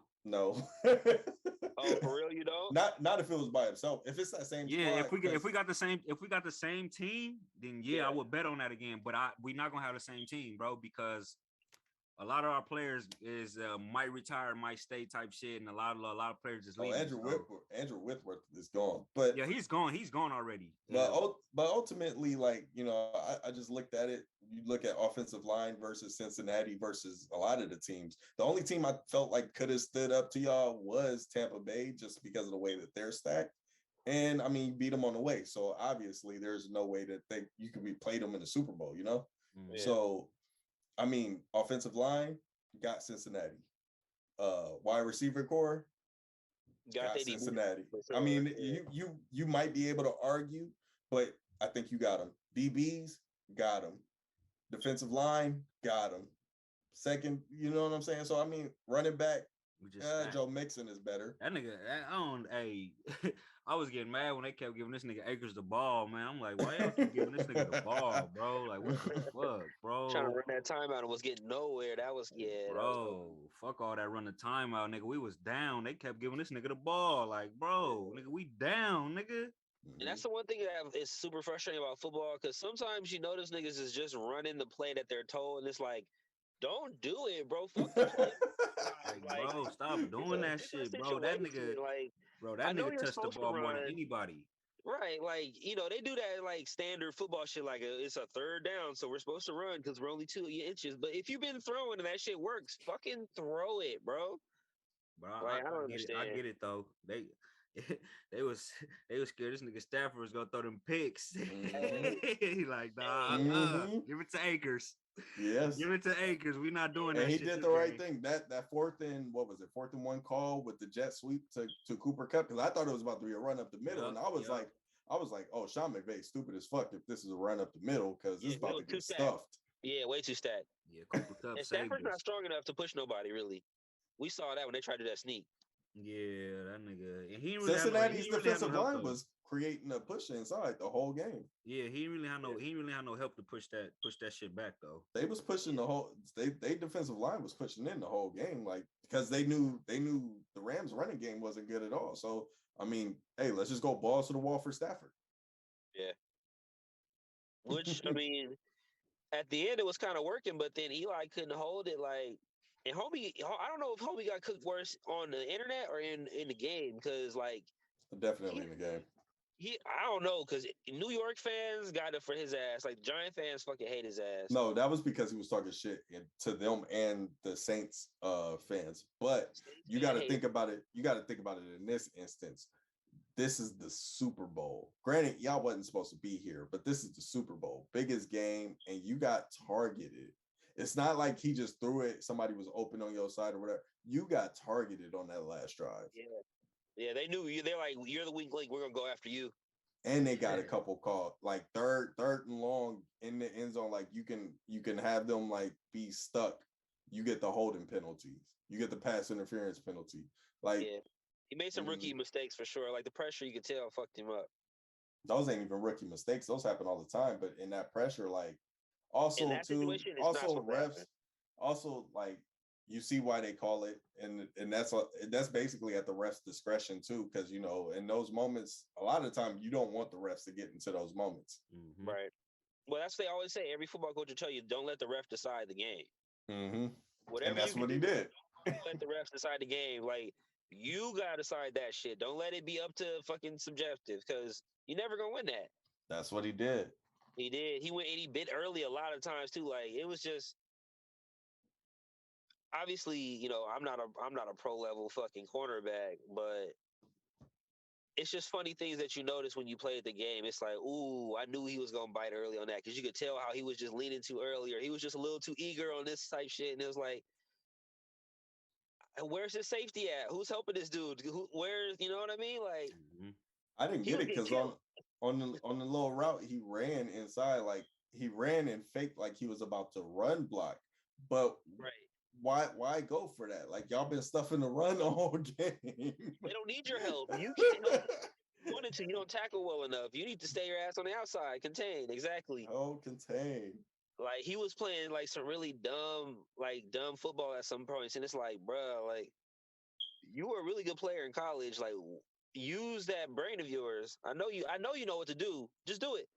Once I saw that last drive and he was just targeting Cooper Kupp the whole time and giving it to him, I said, oh, Cincinnati lost this game. Game wasn't even over. I said, oh, they lost. Yeah, look, their whole steam was gone. Like, the Rams was coming. The Rams had all the steam at that point. And Cincinnati was just trying to hold on as long as they could. If they could just let that time run out, they could win. But you could tell they wasn't really trying to win. Like, the Rams was trying to win. Bro, they did. We literally only had Kupp and Donald to save us at the end. They did what their defense did what every NFL defense did this year when it came clutch time. Play some soft ass prevent-ish defense. It never works. It does. It didn't work for any team all season. You better off getting beat at the blitz situation to me and let them play one-on-one. I can see if it's they 1st and 10 at they 25 and they got to score a touchdown in 25 seconds. Then you play prevent. Right. But the But whole niggas got 2 minutes. Yeah. Niggas got 2 minutes, dog. What is you playing prevent for? For me, it makes it too easy because you're gonna give him that 20 yards, 15 yards, 5 yards, 5 yards, 7 yards.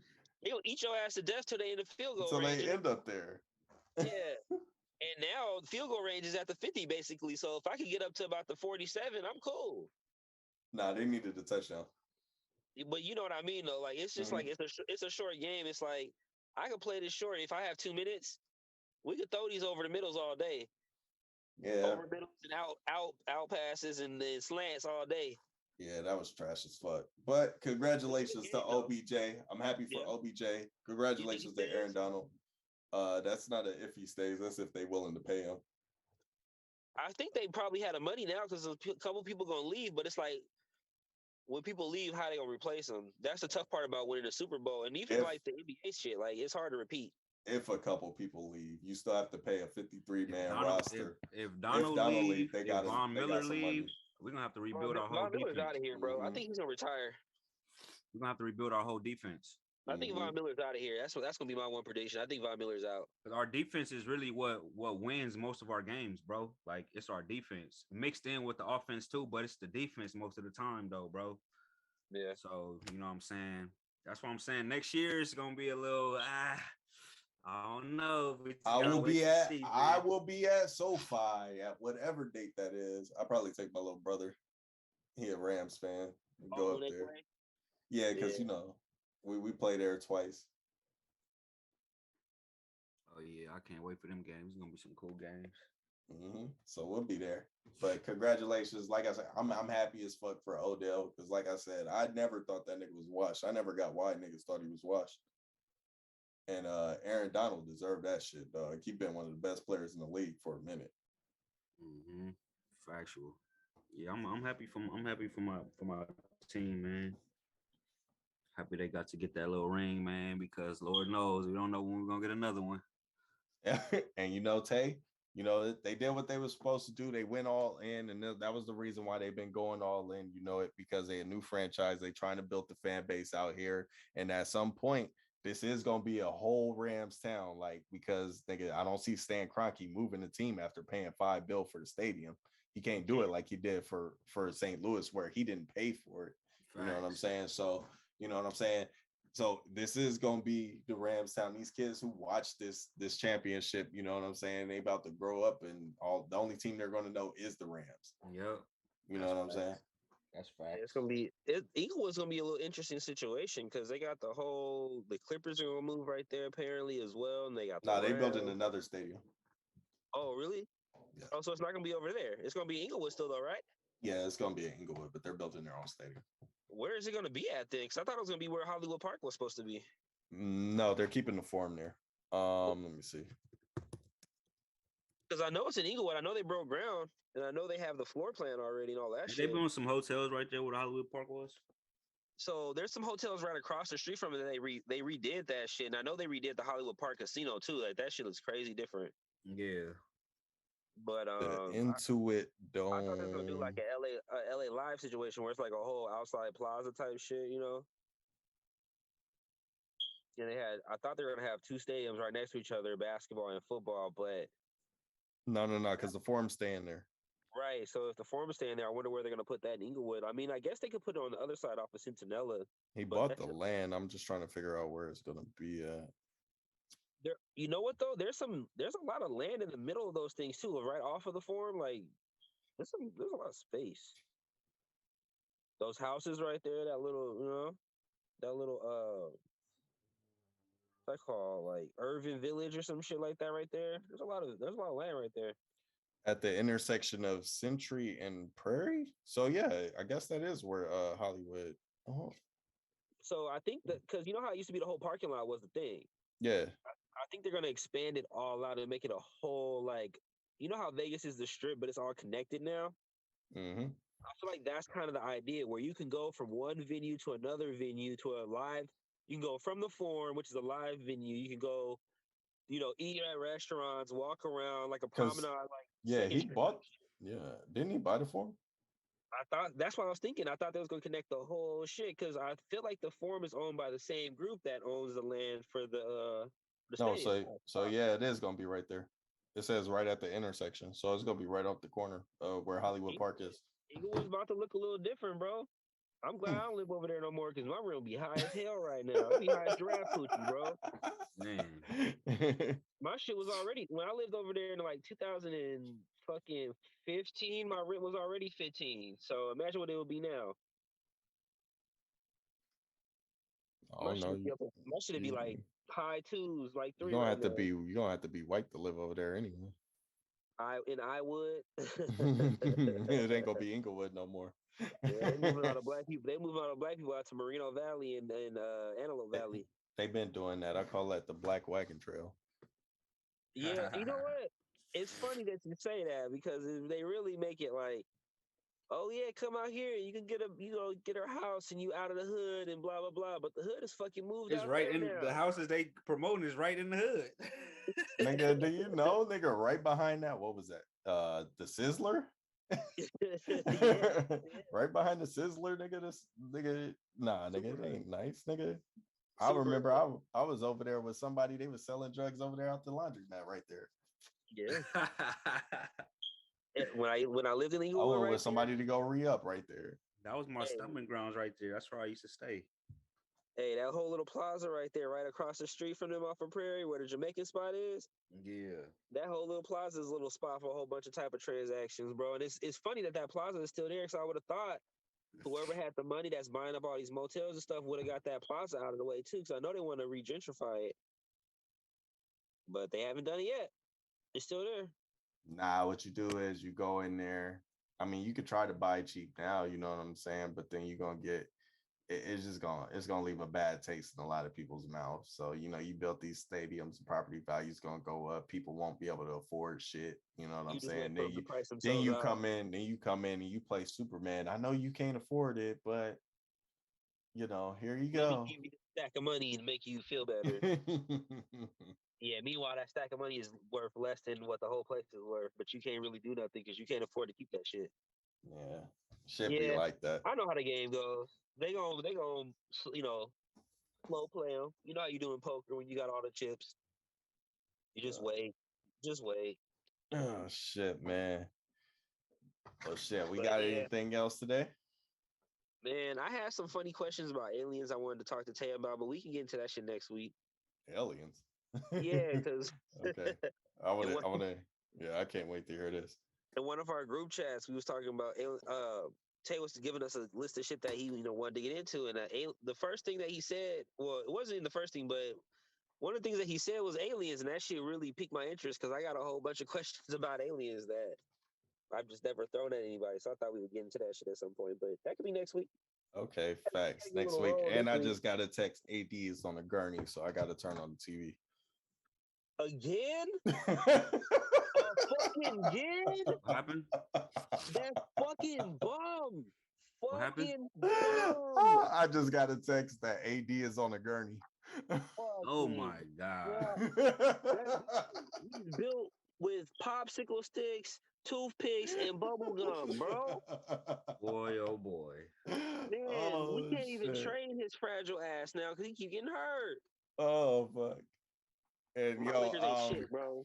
I ain't got time for AD ass, man. The real AD in LA is as Aaron Donald. We know that. Yeah, I can't even argue with you on that that. other nigga be getting hurt every game. I can't even argue with that on, man. Because if we had Aaron Donald on the Lakers, we'd probably fucking win.